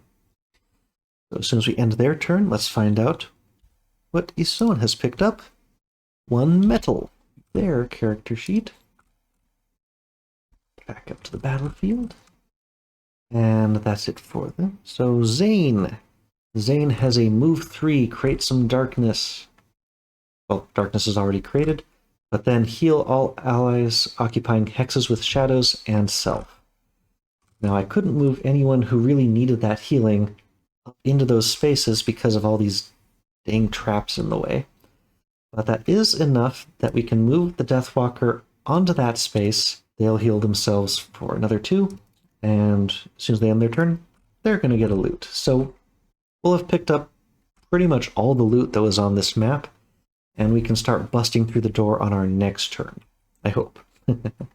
I may move the Deathwalker in then back out again, like out of the door, but we'll have to find out what's through there. So, what's our next loot? 2 hide. Double hide for the Deathwalker. Okay. Lots of resources, and now we are ready to... oh, well, it's the end of that round, because there's no enemies. It's been going fast. So, time to hit the next round. Hopefully open that door. I think I'm actually going to end up taking a couple rounds just getting all the heals off. I realized I can, if I move the Bone Shaper over towards the door, I can pull the skeletons over with me, and that'll get them around the trap, especially because I have to long rest both the Deathwalker and the Banner Spear, so I don't want to do that immediately after opening a door. So it's going to be 2 really quick rounds here. Sorry about that. Didn't mean to mislead. So first up is Zane. We're really just going to sit still and not do anything here. I guess, I mean, instead teleport to the damage. So basically give us a single damage shield. Let's activate the bottom of Fluid Knight, and we're just not going to attack with the Dark Fog. So that's it. Zane just sits right in front of that door, and otherwise does nothing. Okay, Disha. She can move up. I did have the Javelin back when I was planning to open the door, but then I realized there was nothing else. So I can just do a basic move of up to 2 and just get closer to the door, as well as bring our reinforcement up with us. As soon as her turn starts, she gets her regen up by 2. Let's just get up in front of that door, get ready. So now, before the Bone Shaper's turn begins, I can have the skeletons move towards their summoner, so they each just move up by a space. Bone Shaper's turn proper, we are going to move forward 2, pull a summon with us, and then summon another skeleton. We're just going to have a horde of shambling skeletons behind us, ironically, but I'll try to push them forward. So move 2 first before we do the summon. So we have to go around those pesky bear traps. Can't go through even with a Wraith to swing us over. Doesn't work that way. So move 2, then grant a summon a move of up to 2. They're just going to come straight towards us, so injured 1, up you go. Okay, now we take 2 damage to summon another skeleton, so we're going to get skeleton number 4 out. All of the summons we can have right now are going to be on the field. Summon, here we go. And I guess I want to put them in front. That's a bit of a tough decision because I also want to go as far forward as I can to pull the other skeletons as forward as far as I can, so I'll put them here instead. So we got some damage. We all have a bunch of damage. Don't think I'm even going to pause this time between the rounds. All of us have done our moves forward and round. So long rest for 2 of them. I only have to pick cards for 1 group. And it's just going to be a big heal. I thought I had a card that, like this one does 1, but I thought I had a card that was heal for each heal equal to the number of summons. Oh, if that's in... it's one of the cards that's in the discard, of course. Oh, I used it to move the other summon forward. Well, no enemies have taken damage. I can't heal myself with this, and I don't want to make anyone explode right now. Heal myself for 1. Who knows, that 1 will be critical. And then I have to choose one that I'm not likely to make a corpse explode at this particular time. So I used those cards, healed myself for 1, and then they just go right in the discard. Just skipping straight over this round. We get our heal of 1, and then I just choose the card to lose for each of these. It's a long rest, so I get the slippers back, and much more importantly, I get the shield and the armor back, and I have to pick one of their cards to go into the back. So I will resolve that now. They also get their healing, so the regen from the start of their turn, and then 2 points for the long rest. They just get 2 points for the long rest. But now our health situation is much better. Okay, I'm going to choose the cards to lose for each of those characters, and we're just going to come back when we're ready to open up that door and proceed. Okay, here we go. We're getting through this door now. So none of the enemy stuff is going to show up until get revealed through opening the door. Oh, that's weird. Nothing. I'll bet they went upside down. So Disha is going first. Now, technically, the reinforcement goes even before Disha, but where am I going to put him? Not really in a specific spot. Just out of harm's way, I suppose. Her turn starts. She gets her regen point, and we are busting into this room. So combined effort, and then someone's getting javelined. So we can get 2 movement points, and if anyone is still within range of us, we can give them some movement too. So we're opening the door, moving into that space, and as soon as we do, laying out map for 3 players. And section 30.2, section 30.2, it actually didn't move it there for me already. 30.2. Okay, that's just the section in the middle here. So it's just one tile of stuff. You duck and weave, winding your way through the battle, dodging arcane blasts and enormous fists. Yeah, the battlefield's empty at this point, but you managed to sneak through without losing your head. So we were supposed to run through that? I mean, as soon as we're in the middle, we just hit it from all sides, so I disagree. Unfortunately, there are many more Algox standing in your way. And it looks like these are only guards and archers in here, plus a few stalagmites. And we've got more to come once we open up door number 2. So what has appeared? Well, at least one of those things that we opened was only if there were all 4 players, so that's small bonuses. We've got an elite guard and 2 regular archers before the final door. So let's take a look and see what got drawn for all of them. So the guard is standing still. He is going to, up next, activate a shield and a double retaliate, so at least we're not afraid of him this turn. And the archers are doing a power shot, attack 4 at range 5. Ouch. That actually may be a reason to not actually enter the room proper on this turn. Because the guy in the back, 1, 2, 3, 4, 5, if we just move back a space, the guy in the back can't even shoot us. If no one goes in, well, I guess the Wraith is going to go in, because the Wraith's just going to float over us and maybe take the bullet. I suppose that's a reason to let them all move in front of us. Let's see, if I stay still, I can order... Okay, if I move back 1 space, so this is ending my movement from before. Oh, sorry, switch back over. So, I moved 1 to there. If I moved back 1 space, the Wraith is, or anyone else really, can move up and take that space, and other people can take the hits for us. If I keep moving, or if I stay here and, like, say I move the Wraith up, when it gets to the Wraith's turn, she's going to move up in front of us as well. Maybe we can move the Deathwalker in and other stuff.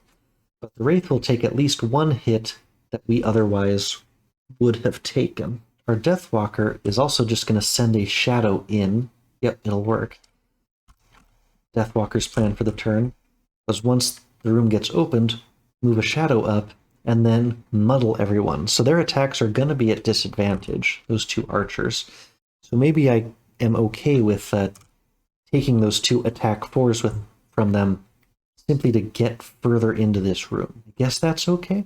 It would still be nice if the Wraith was in front of me. And we just let the Wraith take the hit instead. No, moving ever forward. So I can move the Deathwalker in by a couple of spaces as well. So that was our Banner Spear's turn. Oh, wait. I did the move, but I've still got the attack. Maybe. That was all this part. I've still got a Javelin to go. So infuse air. Attack 3 at range 3. If I can just kill an archer, I don't have to worry about taking an attack from it. So, oh, here we go. Draw our attack. Ooh, -1, so only 2 damage to the archer. Still, nice to start whittling them down as soon as we can. And that's it for Disha's turn. Okay, the guard goes, so now he actually activates his shield.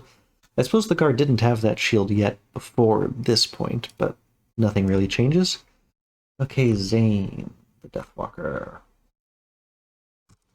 Okay, so we want to move the shadow in, and then we're going to consume the shadow that got... Why did I think a shadow was created?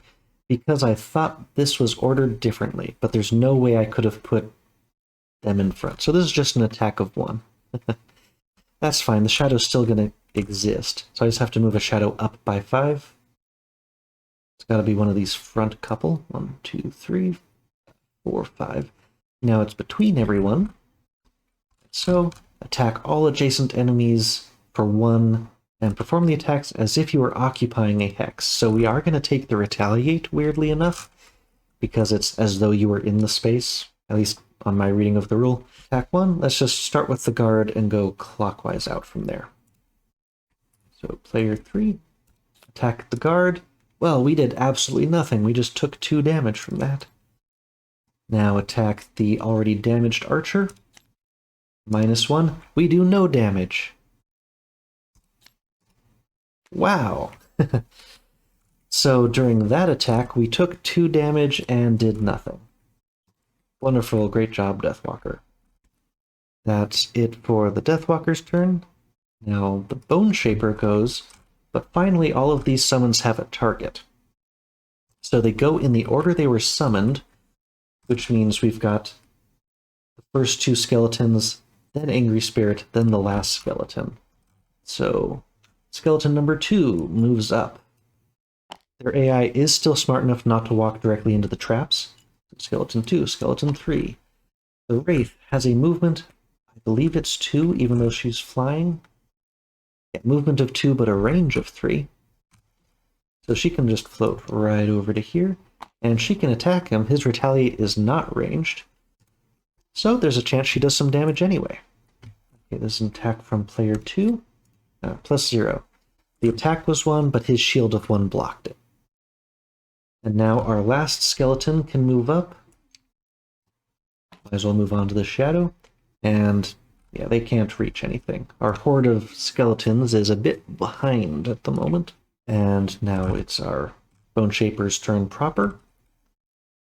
Let's see, my goal was to do a basic move and Eternal Torment, and maybe let a summon perform an attack, but none of the summons are close enough to anybody. This is going to give us Shadow for next turn, but I'm just going to end up cursing one of the monsters. I suppose I could poison. Yeah, actually, if I use the basic move there, I can attack at range 5 just on my own. I don't get the +1, but I will poison, and having poison on that really tough guy will help. So we're actually making Earth. So move 2, attack of 1. Move 2, I'm up to here. I can see through the doorway, so I could hit either the guard or the archer, but I'm probably not going to kill the archer. It would take the +2. I'd rather poison the guard because it may be a swarm of skeletons with small attacks adding up to take him down. So attack of 1 against the guard, coming from player 2. -1 yet again. Well, he had the shield as well, so it wasn't going to do too much to him, but he is now poisoned. And there aren't too many heals for him. That ends Ison's turn. So now it is time for those power shots from the archers. Range 5, attack of 4. So they are coming in at the Banner Spear, who is first in the initiative. So 2 attacks of 4. Now I am going to use the leather armor very intentionally this time. Forgot about my spyglass. I could have had advantage on that javelin attack. This first attack against us will be at disadvantage from the monsters. Oh, hey, a miss. I will take the miss, and we've burned one of their +1s. So, oh, that was the guy in the back. He did nothing.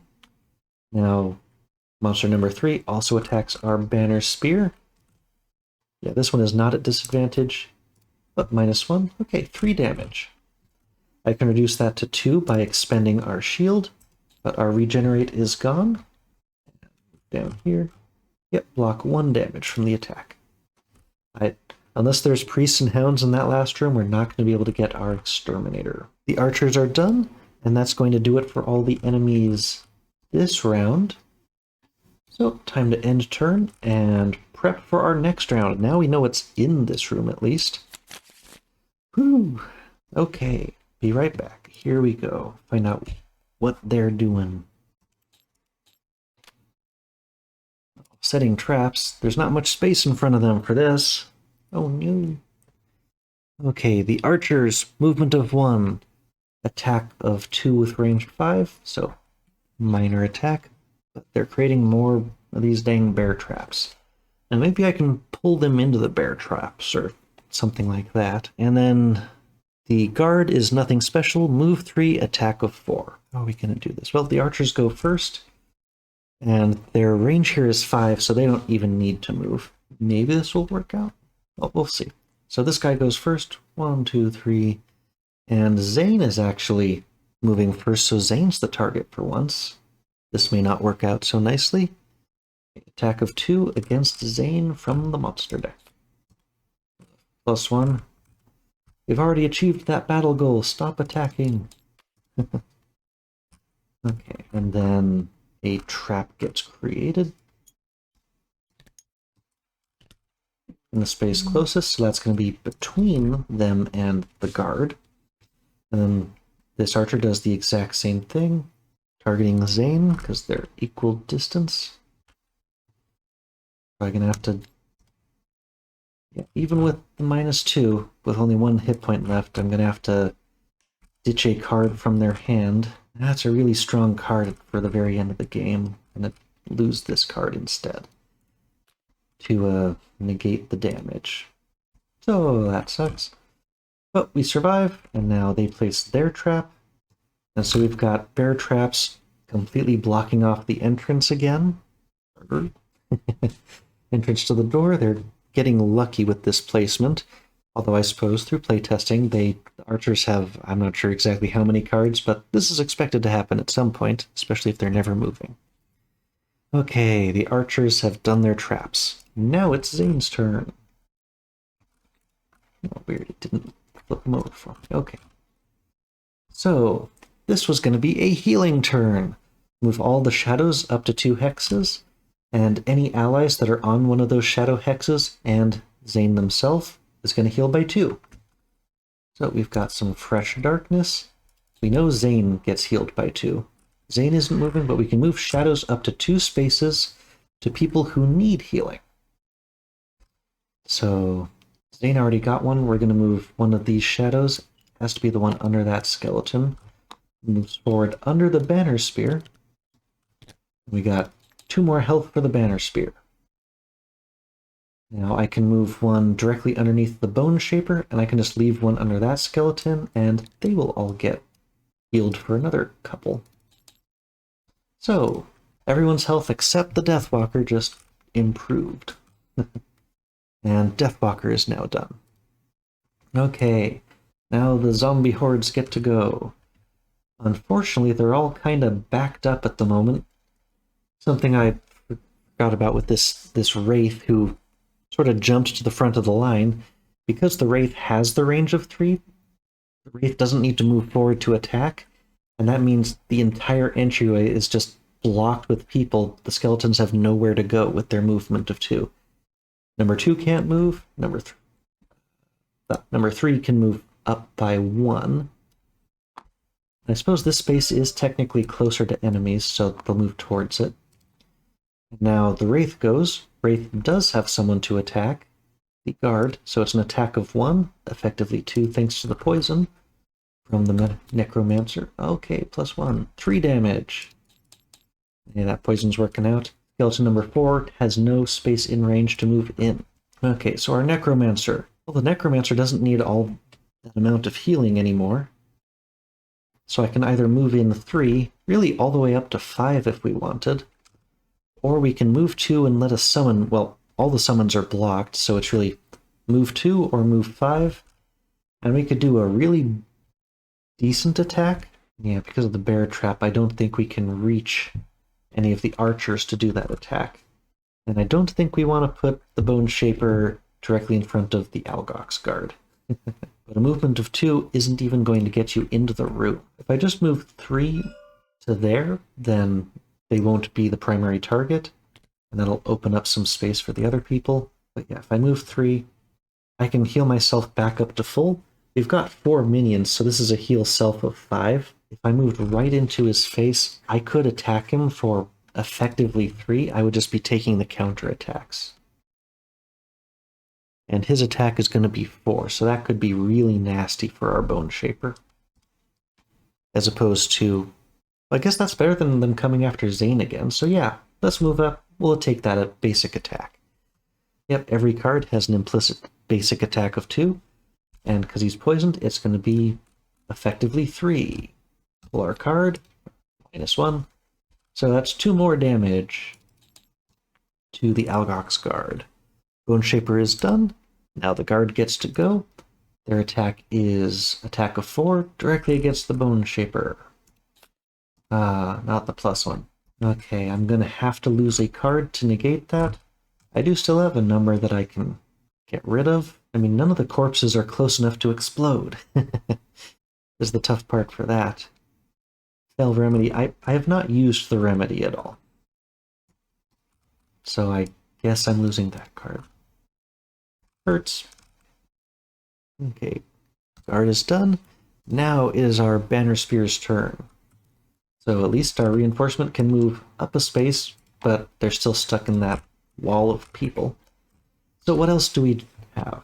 If I had remembered what my plan was ahead of time, the whole point was, okay, the guard's probably going to move up to us, so I can order one of my allies to sneak around the back and then hit them with the pincer attack. But all these things getting in the way is messing up my plan. But I messed it up myself by forgetting. So not really able to do that. I could just move forward 1, give someone a heal.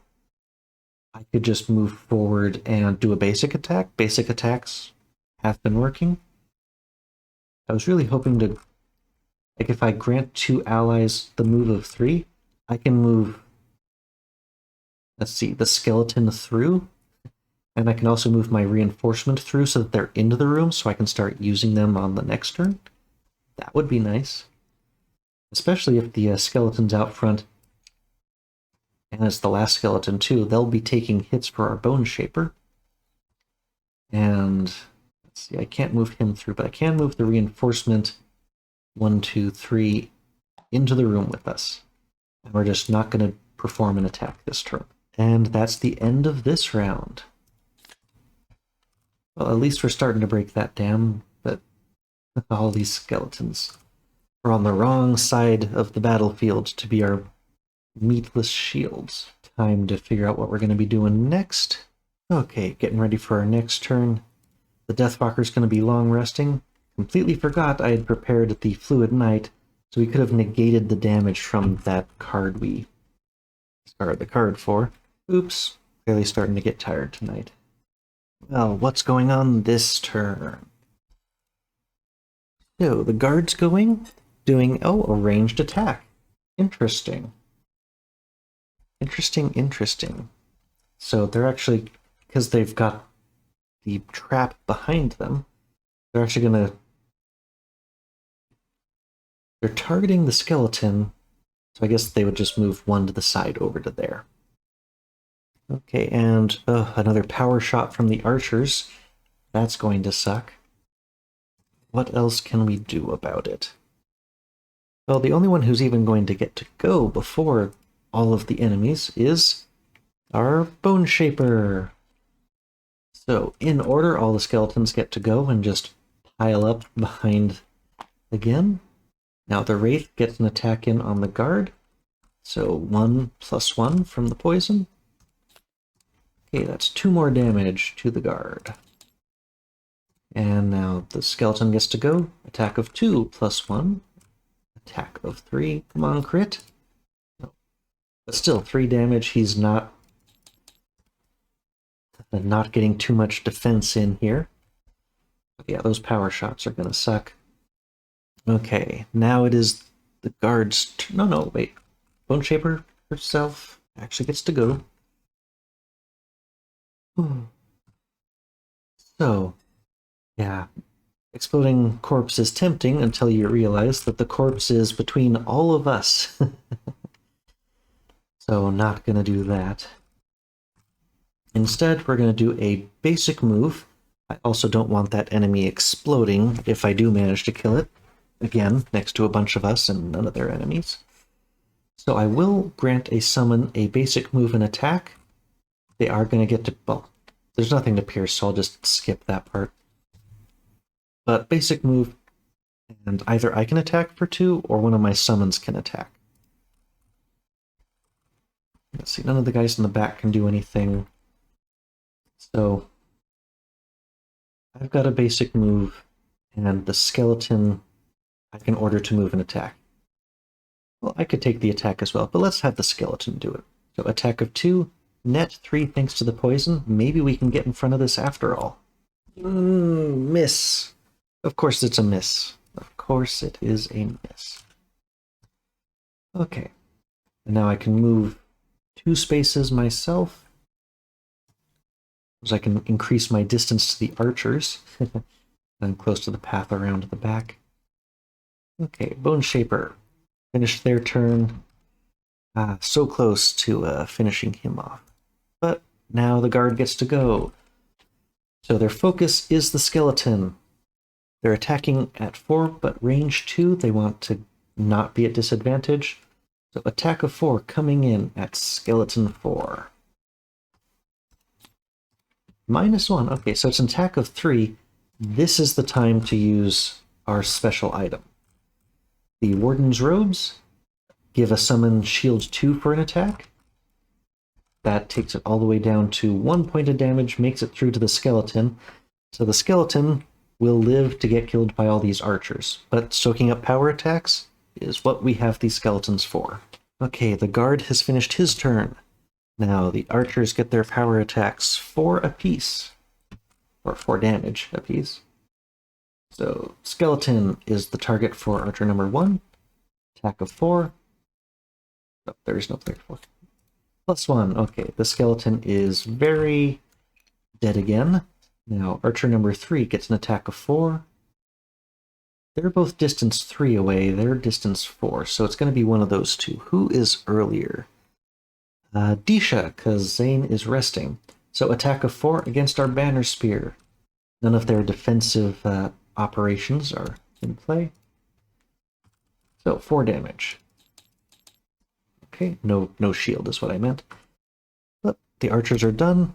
No one got taken out. It's really Disha, and that's it for this round. So we've got our reinforcement, and what can we do with our banner spear? So what I was planning was, if that guard hadn't moved out of the way, I could have unbreakable walled them and pushed them into the bear trap, which would have cleared the trap and hurt the guard, but he moved out of the way, so that's not going to work anymore. Now, if I can aim things just right, I might be able to hit across the bear trap, maybe kill one of the archers.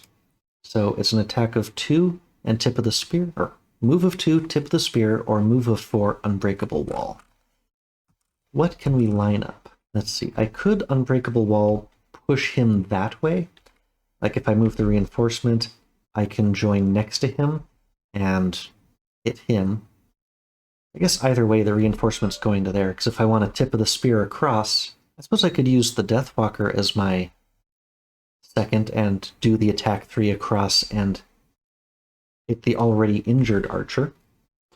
There's no way I can hit both of them, unfortunately, because I can't occupy those 2 spaces. So yeah, I have to choose who I can hit. This guard is probably the easiest person to kill just because they're poisoned and already at low health. So I think I want to get these pesky archers out of the way. Anyone can kill that guard.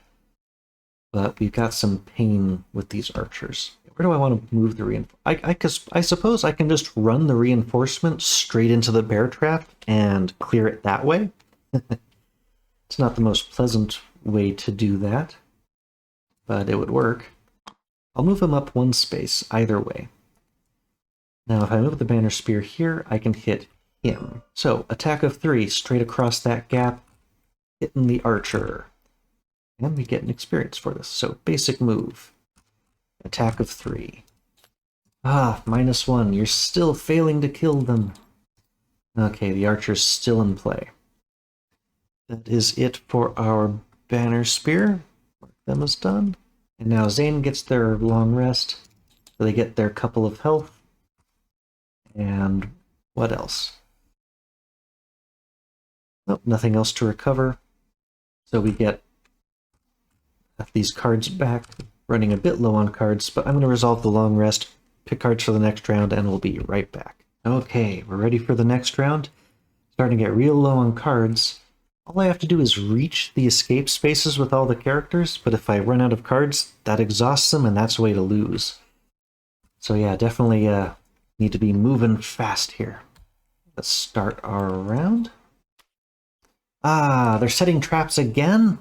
No! Well, at the very least, things happen in order. So, they're setting traps. The guard is also going faster than us, and he's doing a strong poison attack and not moving. Ah, that jerk. I think he's going to kill my reinforcement. Oh, well, we'll have to see. So, the archers are first. They don't need to move because they've got a range of 5, and we're definitely within range of that. So guy number 1 is going to go. He attacks for 2. Now 1, 2, 3. I guess this guy's going to kill my reinforcement because the reinforcement is the earliest initiative-wise. So attack of 2. Unless we get both the -2 and the miss, yeah, the reinforcement is toast. He is off the field. He just goes to the discard, not the lost pile. Small victories. And we create a 3 damage trap in the closest space. So they have completely blocked off the way out. Yeah. In an adjacent hex closest to enemy. Now this guy gets to attack. He's attacking Disha. Attack of 2. No extra bonuses here, but 2 more damage. Erg, these guys. Making things difficult. Okay, so the archers are done. Algox guard now is going to get that strong poisoning attack against the Bone Shaper. So attack of 4, I really cannot afford to lose cards here. Okay, -1. I saw the 1 first, I started to get upset. No. A 3 damage and poisoned. The Bone Shaper is resting this turn, so we're just going to clear that poison instead of healing, I guess. Okay. Oh, and the guard has a shield the rest of this round. Good to know. Okay, but the monsters are done now. Eek. So Disha. No reinforcement to rely upon this time. What are we doing? So, combo attack. Hopefully we can kill most of these enemies. We're going to move 1. We can pull someone up to 2 spaces at range up to 3, and then also pincer movement. So the plan here, Disha moves up to this spot. Now we can pull an enemy at range up to 3, 2 spaces. So if I just pull this archer directly into that bear trap, they are immediately killed by the 3 damage from the trap they themselves put out there. So, kill number 1. And now we can do a pincer attack because the guard is between us and the Bone Shaper. So, this is an attack of 5, and it's going to muddle them if he survives. He's got, so attack of 5 up to 6 from the poison. Almost no way for him to survive. Ooh, crit. This would have one-shotted him if he was at full health. Okay, he's finally gone. So now we've got the archer. I feel like this is the point where we just need to start running. Maybe we ignore the archer, let the skeletons deal with them, I suppose. But Disha got a couple of kills there. Way too low health for my happiness here. Oh, and an experience for the pincer movement. Now Zane goes. Zane had Black Barrage in case the other thing missed. So we can either, well, yeah, move forward 3, create some darkness. We just have to move forward regardless at this point. And then I've got an attack against the, yeah, so I can move forward 3. Let's see, what's the distance? Can I attack before I move? Yes, I've got enough range, so I don't have to take the disadvantage. We'll just attack 2 first, then move up next to them. Even if we can't use the darkness we create in the same turn. So attack of 2 first. Oh, +2. Where were these earlier? Okay. He's already almost dead. Maybe the Wraith's going to get to finish him off for us, and we can just run. But now our Deathwalker has a movement of 3, and we create that darkness. Oh, already marked that down. Okay, Zane's turn's going to end. We're about to get to loot.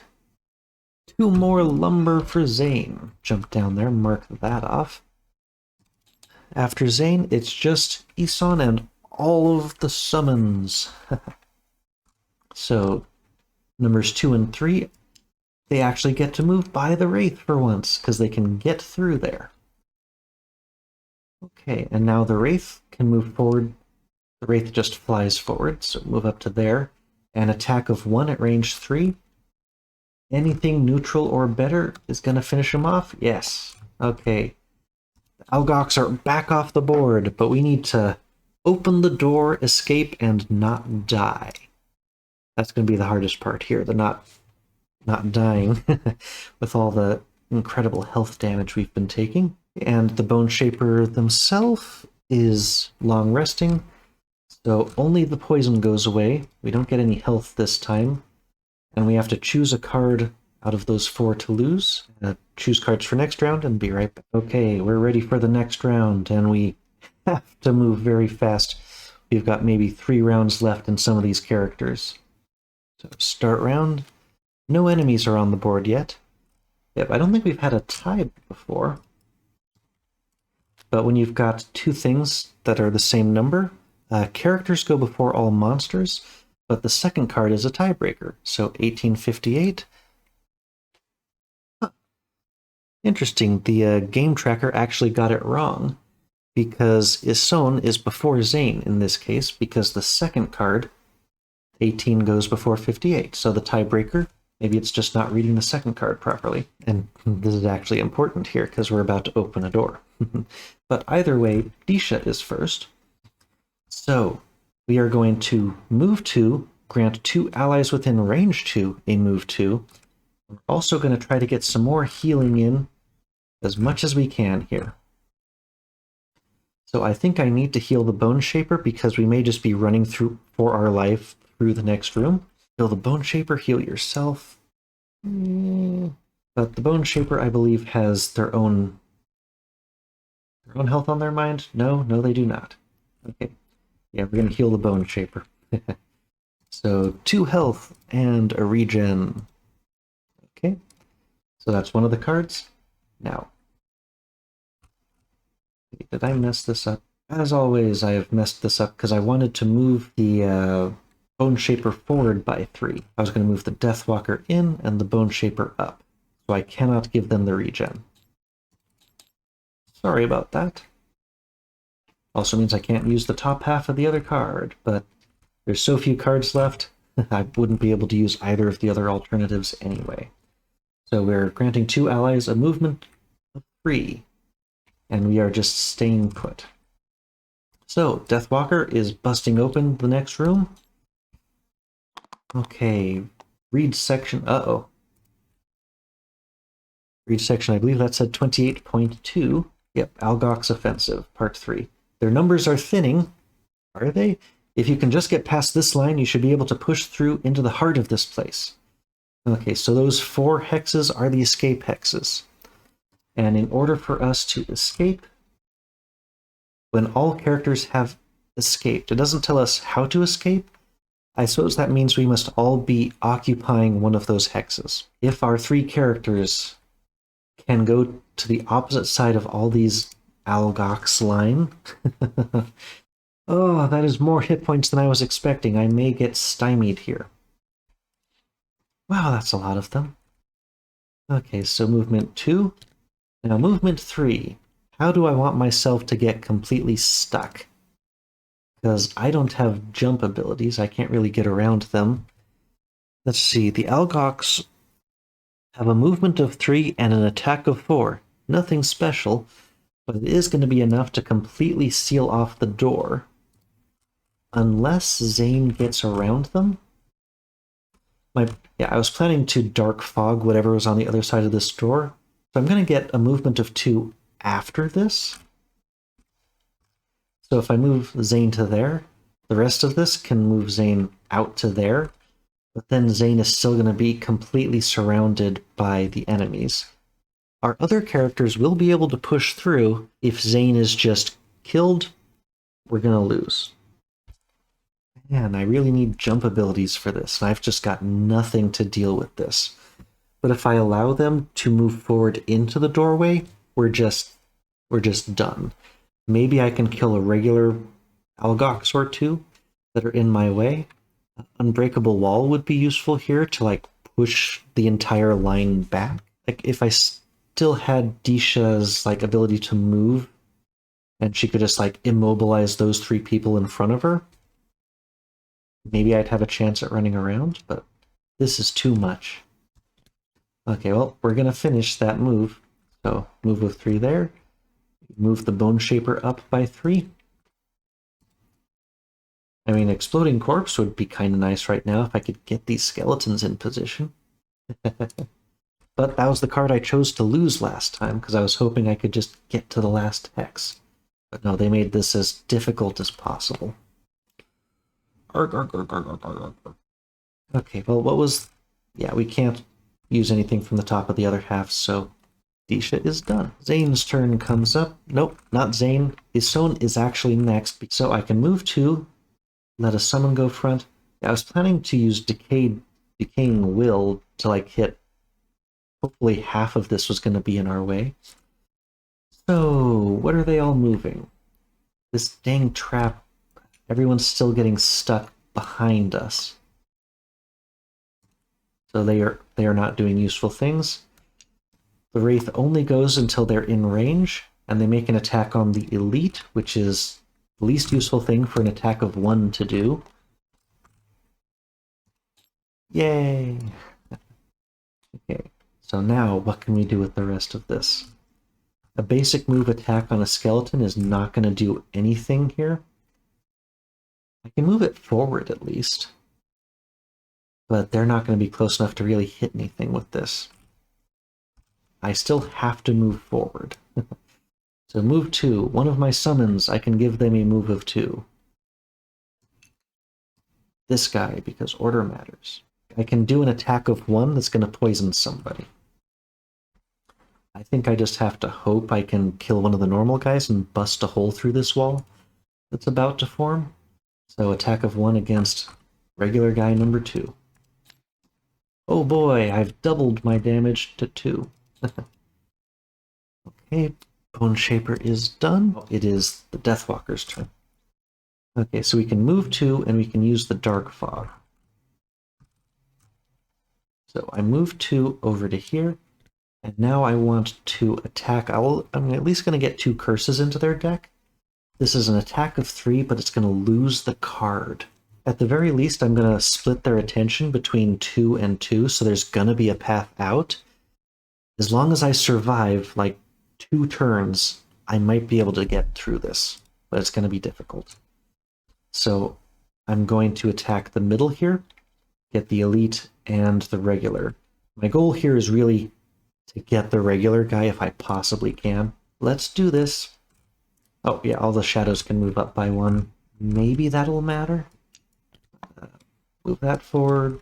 Move that forward. Hey, they've not been moving for quite a while. I've got one really good multi-shadow attack, but the shadows have fallen behind. Okay. So, Dark Fog. Oh, we've got our second experience of the scenario for this fellow. So, Triangle. We're refreshing the dark. So, Attack of 3 and Curse. We can only hit the triangle, unfortunately, so we're only hitting those 2. So, Elite first, then regular guy. Elite takes 3 damage, regular. Ah, I needed pluses there. Okay, 3 damage and 2 damage. And the monsters get 2 curses. Curse. Okay. That does it for Zing. So now our Algox friends get to go. And I'm going to have to bust through a line somehow, some way. Elite goes first. It's a tie, and the Bone Shaper wins the tie, I suppose, because they actually have the lower initiative. So this is an attack of 4. We're going to have to lose a card, and well, I can actually dismiss people to get more cards back into the discard, so I can do a short rest. And I know I lost one of these skeletons. So the order actually matters. Who do I have out in the field? I've got 2, 3, and 4. So our last one on the list is in the discard pile. Gonna have to lose one of these cards. I mean, Malicious Conversion, here's the time for it. Maybe I'll get lucky. Let's see, because now we got some curses in there. -1, so that's 3 damage. Nope, we have to lose a card to negate. Actually, maybe I will hold on to that for that precise... Oh, but that's a loss if I do it. I cannot afford to lose any cards here. Okay. That was the Elite. Next up is guy number 2. He's closest to our Bone Shaper and goes there. So this is an attack of 3. We're going to lose all the cards for the Bone Shaper. Come on, curse. Nope, +1. Well, we ended up losing both of those cards. I've still got these cards to lose, I suppose. Okay, the other 2 regulars. They do have a movement of 3, so he'll attack, and then this one gets up to there. They're all going to get their attacks. Okay, 2 attacks against our Deathwalker. If I do the thing that negates the damage, he teleports to a shadow. And I don't want that. Where is that? Here. Yeah. Instead of suffering damage, I may instead move somewhere with a shadow, but the shadows put me behind the wall of enemies. Ah, that sucks. Okay, well, we have to tank 2 attacks of 3. Come on. That is the opposite. Okay, I can lose a card, but I've got nothing in my hand, so I'd have to lose both cards in my discard. I can't do that. I have to negate the damage. Oh, interesting. This may actually be a good thing, because number 4 does that first. I teleport to there, I remove the shadow, and now this guy can't get any closer. So if I can kill this guy and just run everyone through on the next turn, the Banner Spear couldn't get all the way to the escape hex, even in the best scenario. But still, as long as I can kill one guy and run through, maybe I can get through this. But this last guy doesn't actually get to move. And I don't know which spot would have been better for us, but that means we don't take more attacks to the Deathwalker. So that's going to do it for this turn. How the heck...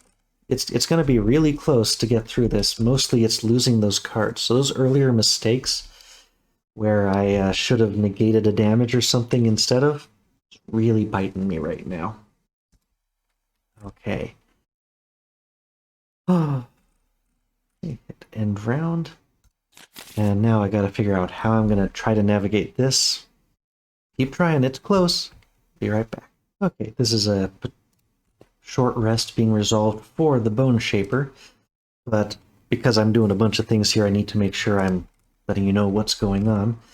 So I have voluntarily dismissed all of my shambling skeletons. I'm keeping the Wraith out, but this basically puts more cards back into my discard here, because those aren't lost cards. So now I have more cards again. So I'm hoping to lose one of the skeletons, but not a specific one. Ah, this is the one I didn't want to lose.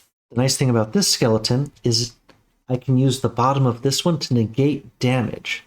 So if I run really fast, I can use the Bone Shaper basically as a guard to get me through and just do like ranged attacks on the other guys. I can take a damage and lose a different random card, because if I don't, the Bone Shaper's just screwed, so I have to do it, and this sucks. Yep, down to 1 health, but I don't want to lose that one, so what am I losing instead? My other attack. I needed to show that because that was very important. I also have to short rest for the Deathwalker. We might as well resolve that right now. No, Dark Fog was lost. We only have 3 cards. If I don't get the Deathwalker in there right now... Oh, but I did use that, so that went to the discard. Okay, 4 cards.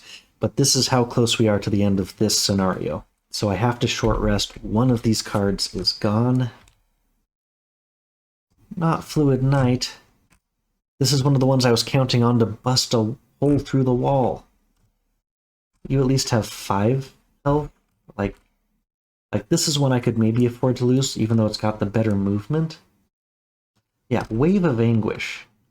This is the one that I wanted to use to attack as many times as I could. Like, one of those 2 cards is what I needed, but this is the best single attack. Going to take a damage and shuffle, and we're gonna lose a different card than that one.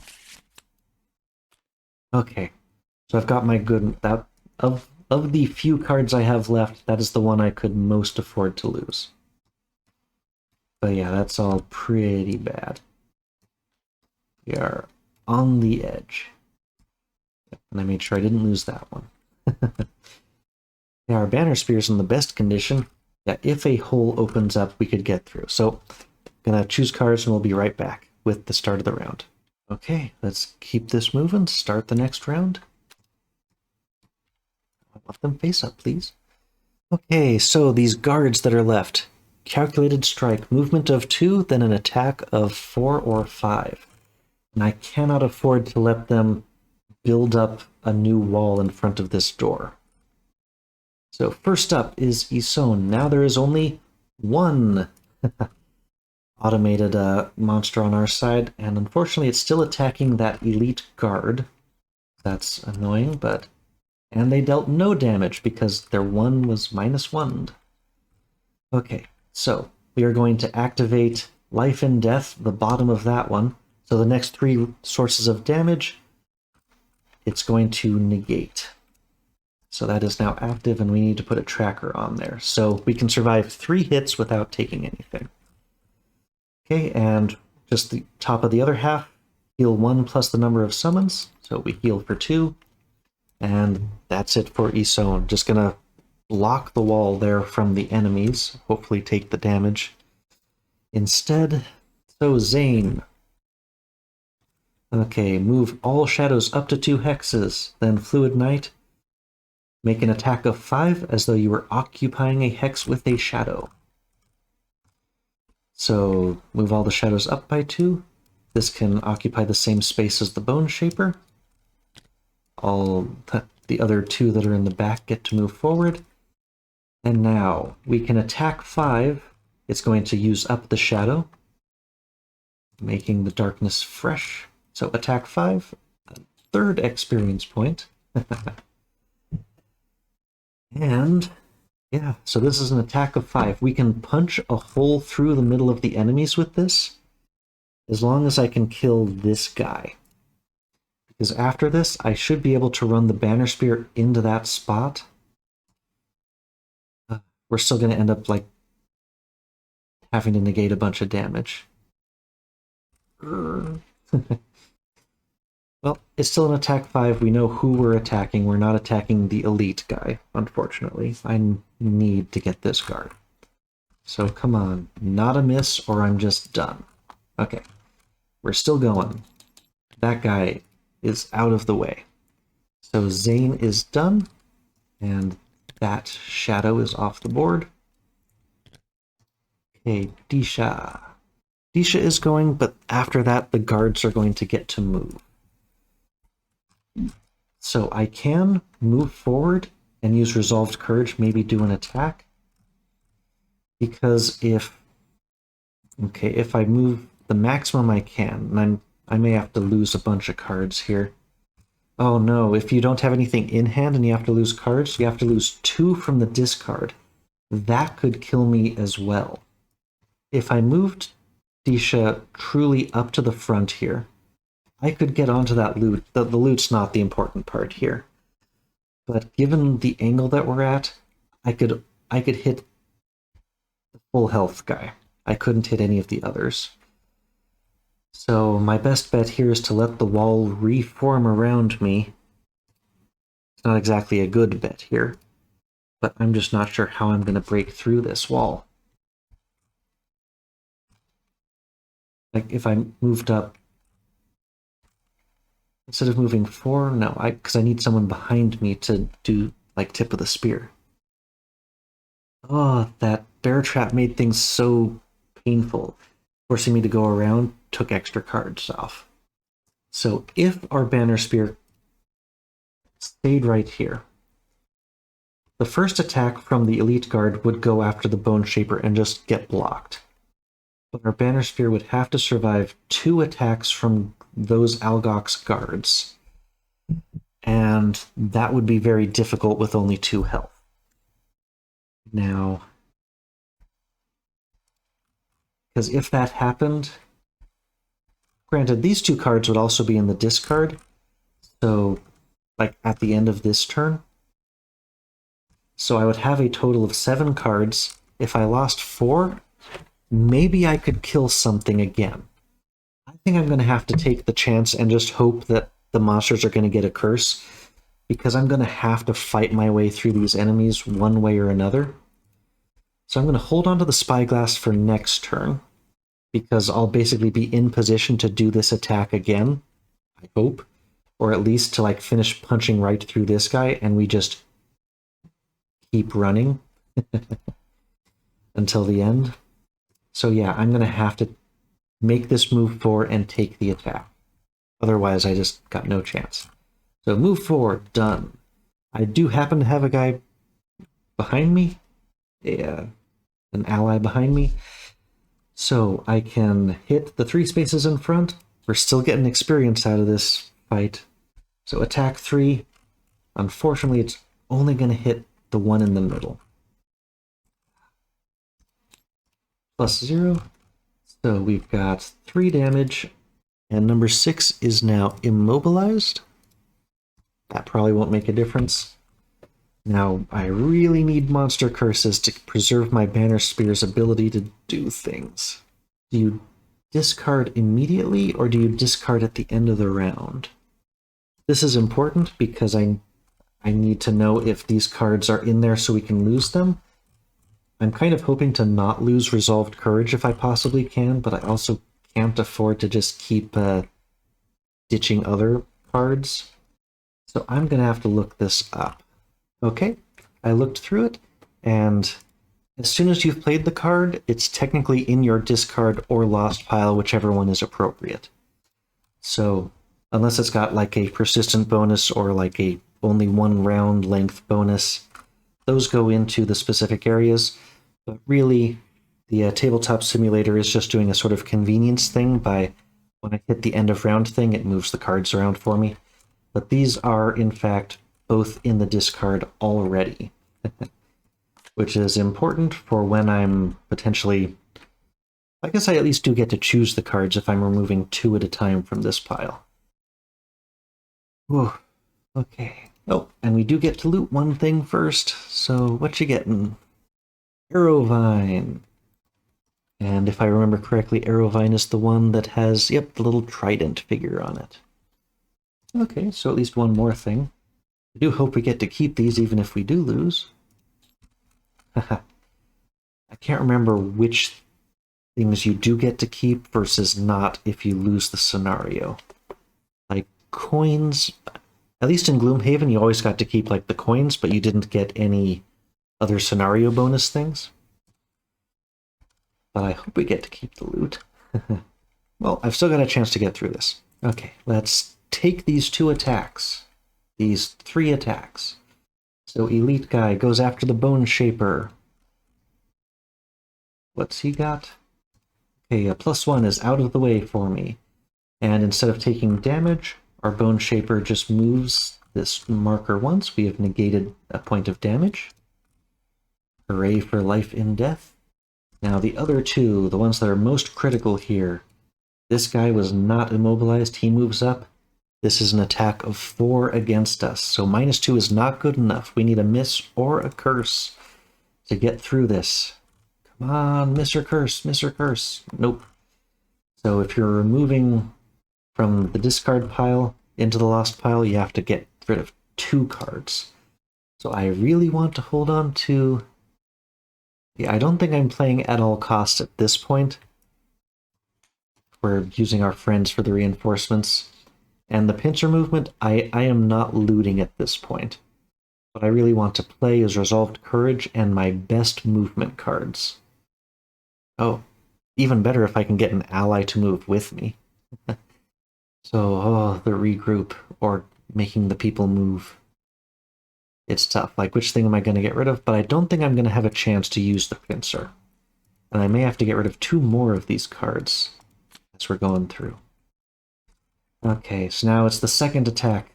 This guy's immobilized, but he's immobilized right next to us.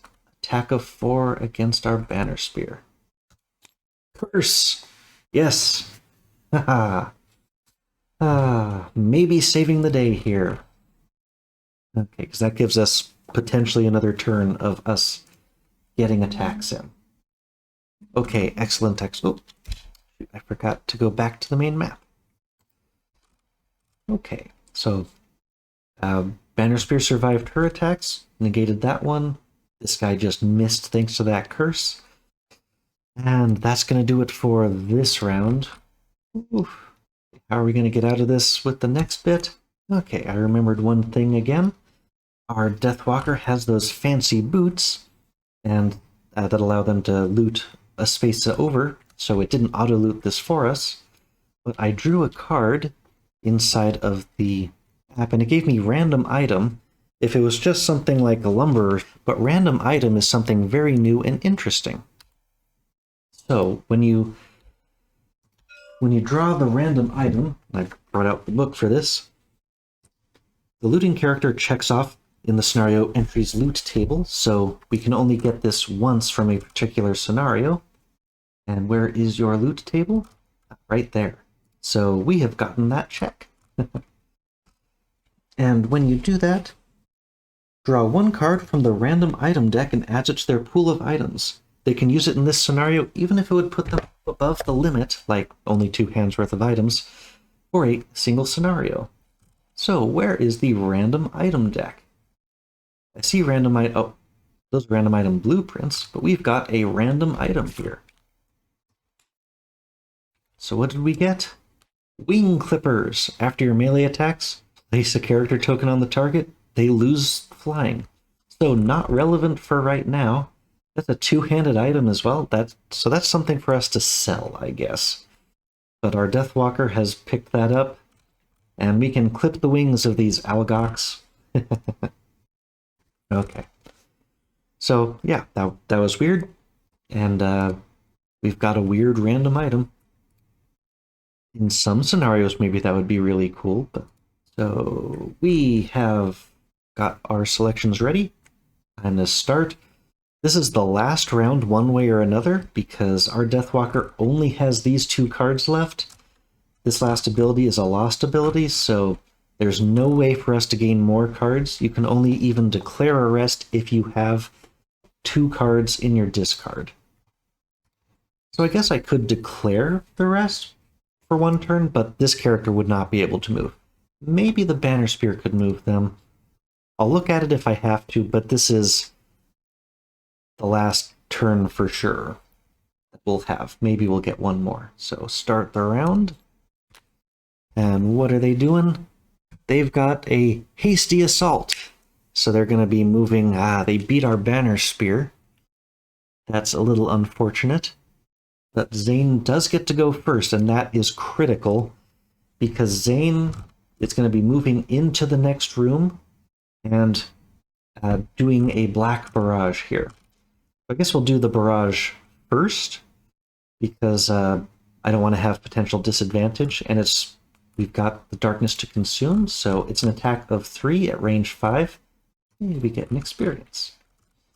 So range 5, we could hit any of them, but the best one to hit is that one because that would allow us to run through them and to a new position here.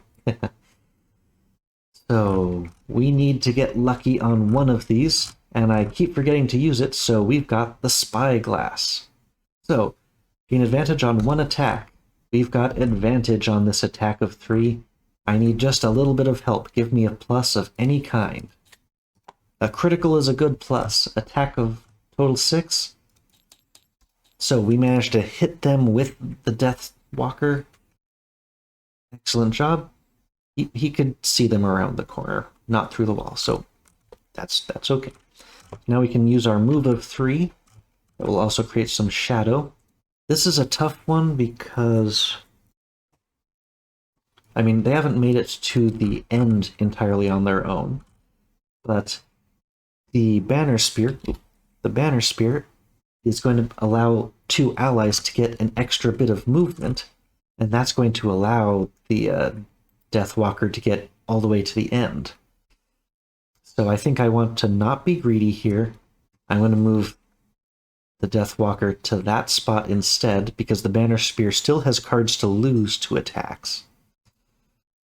And neither of them are going to move, so as long as our Bone Shaper can get through, I feel like we've got this, but I don't want to count eggs before they're hatched. Okay, so our Deathwalker has done their move. These things are in the discard pile. There we go. Okay. Oh, that's true. Even if there was a tie, they wouldn't be the ones attacked. Because I keep forgetting I bought that shawl, but it is entirely okay for our Deathwalker to stand right there. I guess there's a reason, and that's because we don't want the Bone Shaper to get stuck out. But the Bone Shaper can move there, so I think we're still good. Okay, end the turn. We got 2 more metal for the Deathwalker. Metal. Lots of resources here. Okay. Jumping back. So Deathwalker is done. Now the Algox it to go. Movement of 4. Movement is irrelevant. The elite attacks for 3. The regular attacks for 2. So they're both going to target Disha first over Bone Shaper and over the Deathwalker because of that Flea-Bitten Shawl. So we just have to survive 2 attacks. We've got 2 cards to lose if we need to. This is really probably the last round. Okay, attack of 3. Come on, more curses. No, +1. So we are having to lose a card. Let's lose Javelin. Yeah, actually, let's lose the slow card. We need to be moving fast. And now the other one has an attack of 2. Also a +1. This really is our last round, because I can't do anything about this. Piles over there. Okay. Disha lost 2 cards, but the attack is over, so it is now Disha's turn. Okay. As long as the Bone Shaper can move on their turn... Did I mess this up after all? No, the Bone Shaper has a movement of 4. Okay, good. We can still get through. Okay. So, the Banner Spear moves to the closest spot that they can reach. I suppose I can still use the Resolved Courage. Maybe I kill one more of them. Yeah, what the heck. I'll take the attack. No reason not to. Attack 3 against the regular guy. Okay, 3 damage immobilize. 4 is mobilized, just in case this all matters somehow. So we move by 2. 2 allies within range 2 can move. All that means is that the Deathwalker has made it to an escape space. All we need to do is get the Bone Shaper into position and we'll win. That's the end of the Banner Spear. Now Bone Shaper, the Wraith gets to attack. Yeah, I'm not going to be looting outside. Let's just run it really fast. Does no damage, this silly Wraith. Oh, okay, but we can still move 4, potentially summon a skeleton, but I don't think we need to. We'll just move 4. 1, 2, 3. We made it to escape spaces. Wow. I could summon a skeleton in front of me if I wanted to. Actually, that's going to give me an experience. So we've got the 2 health. There's no reason not to. So we'll just pretend we summon the shambling skeleton right next to us. We are in terrible shape, but we have survived. That ends Ison's turn. We've reached the end of round. And our objective. The scenario is complete when all characters have escaped. We are all on escape spaces. It didn't say anything in this section about like removing us from the board. We've entered escape hexes. We have escaped. Which means we actually won after all, somehow. So we read section 8.3. The Algox Offensive. Oh, okay, it's the big section on the page over here. Conclusion. Once inside the cave, the sounds of battle soften, the thick ice-covered walls dampening the roars. As you look back, however, a single large figure stumbles back from the fray and calls to you. Warm bloods, the Algox says. It's one of the brawler Algox, a fighter as tall as a horse, but one of its arms is hanging loose by its side, and the fur on its stomach is matted with blood.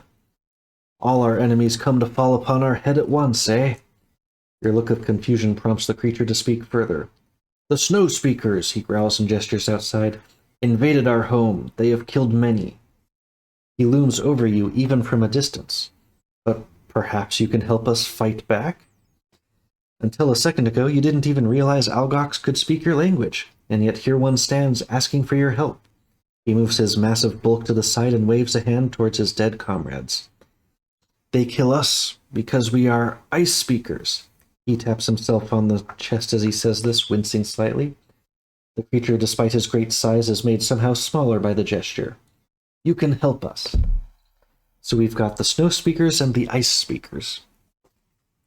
The offer is bizarre, certainly, but there's an advantage to be had here.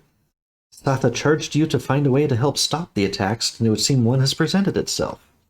If you help this group defend their home from these Snow Speakers, you may be able to make peace with the victors. It's slow going at first. The Algox explains its situation further through labored breath. It seems this place, Snowscorn Mountain, holds religious significance to the Algox clans. Both factions want control of it, but because of the animosity, only one can occupy it. Apparently, when the resident Ice Speakers returned battle-weary from their attack on Frosthaven, the Snow Speakers seized the opportunity and launched an invasion to take back the mountain. You're not sure which side you should take in this whole thing, but you know this information is valuable. So you follow this creature further into the cave, wondering whether this is what Satha had in mind. Okay, we gain 1 checkmark apiece. So we go down to our sections, and we get 1 checkmark. They look like X's in here, but those are checks. Oh, our Bone Shaper has earned a perk. And 1 checkmark. Okay. What else? Place map overlay sticker W on the map in location W. New scenario unlocked, Heart of Ice. Number 4. So we've unlocked this. It looks like there's a boss here. And We are locked out of scenario Algox scouting, so we can't go that way. And the new scenario has a link mark on it with the chain. So that indicates that we don't have to go back to Frosthaven. We can choose to just go straight into Heart of Ice next time, instead of going back and doing an outpost phase and all of those kinds of things, which I think would probably be the best idea. It doesn't make sense to follow him into the cave, then leave, then come back into the middle of this pitched battle. So yeah, what is map overlay sticker W, and how do I make that happen? Oh yeah, we've unlocked Heart of Ice, but location W, who knows what that is? I've got to figure this out. Okay, but in the meantime, I'm going to update my trackers. We got 4 experience from ability cards, and now I'm going to mark the scenario as complete, and I'm going to make sure that this all gets copied down into here appropriately. So it should be at 24 afterwards. Mark as complete. Yay. Oh, adding sticker W to the map. Okay. It did do it for me, it just... Oh, we've got this whole... Okay, that needed to be done before scenario Heart of Ice, but at least the sticker remained on top. We've got this whole ice complex under the mountain. Neat. Okay, well, that solved itself. Okay, I marked the scenario as complete. Good to know. I may have been getting shortchanged from experience on the previous scenarios, and not even realizing it. Okay, I'm going to have to go back in my video a little bit, make sure about what it looked like, and I'll update those counters. Our battle goals. Well, we definitely did not kill enemies of each type. Didn't know the guys on the outside were the only ones we were going to have a chance to kill, and there just weren't enough of them for that, so that is a failed quest. But the other 2 were successful. We never used a potion. We don't have any potions. So that's 1 more check. And we get to have a perk to our Bone Shaper, the first perk getter. And the Deathwalker completed theirs because they did in fact lose a card to negate massive damage. They've almost earned a perk as well. And those also go back into the deck. Okay. So nobody's leveled up, but we do have a perk. So you have to go back to town to level up, but I guess perks, I feel like I should be able to unlock that right away. So the way perks work is every time you get a set of 3 check marks, or when you level up, or when you gain a mastery, you can choose one of these perks to improve your character. Now some of them will just straight up improve the deck itself, like removing negative cards and putting cards that have extra abilities. Like, we have 2 times we can do this, where we take out a -1 and put in a +0 curse or a +0 poison card. We can remove our -2 card and put a 0 card in its place. That's pretty good. That's practically like a miss with these, the skeletons walking around. Oh. Replace a +0 with a kill the attacking summon to instead make it a +4 instead? Woo! So it's either a +1, or if you want to sacrifice the summon, make it a very, very good attack card. Yeah, that's add target, and I don't know what that other thing means. Whether it's specifically a Bone Shaper summon or the Bone Shaper themselves. Because that little skull icon indicates that it's the Bone Shaper. That's basically like a regeneration for the Bone Shaper themselves, because those rolling cards, you get to keep drawing. So it's, the Bone Shaper heals by 1, and you also get to draw, whatever the plus or whatever it was. That's incredibly good. I'm very tempted for that. Wow, add +2 cards that are also either create Earth or Darkness. Ignore scenario effects and add more +1 cards. These rolling cards, if I get both of those right away, then also we just draw a lot of cards with the Bone Shaper. And now I'll show how we actually do that modification. So we go down. Everyone's got all these extra little cards. Let's see, some of these perks I don't know how we get those, so I'm not going to look at them. Those are things yet to be revealed. So I am looking for 3 of this card, it looks like. So yeah, it's +0, meaning it doesn't modify the attack itself, but it does heal the Bone Shaper whenever it comes out, and you just keep drawing. So we add that to the deck. And now we've got our first modified our first modified deck. Ooh. So this time we're actually not going back to Frosthaven. Normally I would do all of the outpost phase things at the end of the video to wrap things up. But no, this is a linked scenario. We are going straight from the Algox offensive, linked directly to Heart of Ice next time. So the next scenario, we'll come back and we'll be doing Heart of Ice, and that's going to unlock or lead into 4 different, completely separate, rather large branching areas. Because yeah, purple, green, and the 2 shades of blue. So this is really going to open up our story paths after this. So Heart of Ice is the end of the introduction. And yeah, that's going to be our first boss as well. I believe that's what this symbol means. So yeah, we'll get to experience a lot of new stuff next time. But as we're not going back to the outpost, I guess that's going to, we're going to do it there.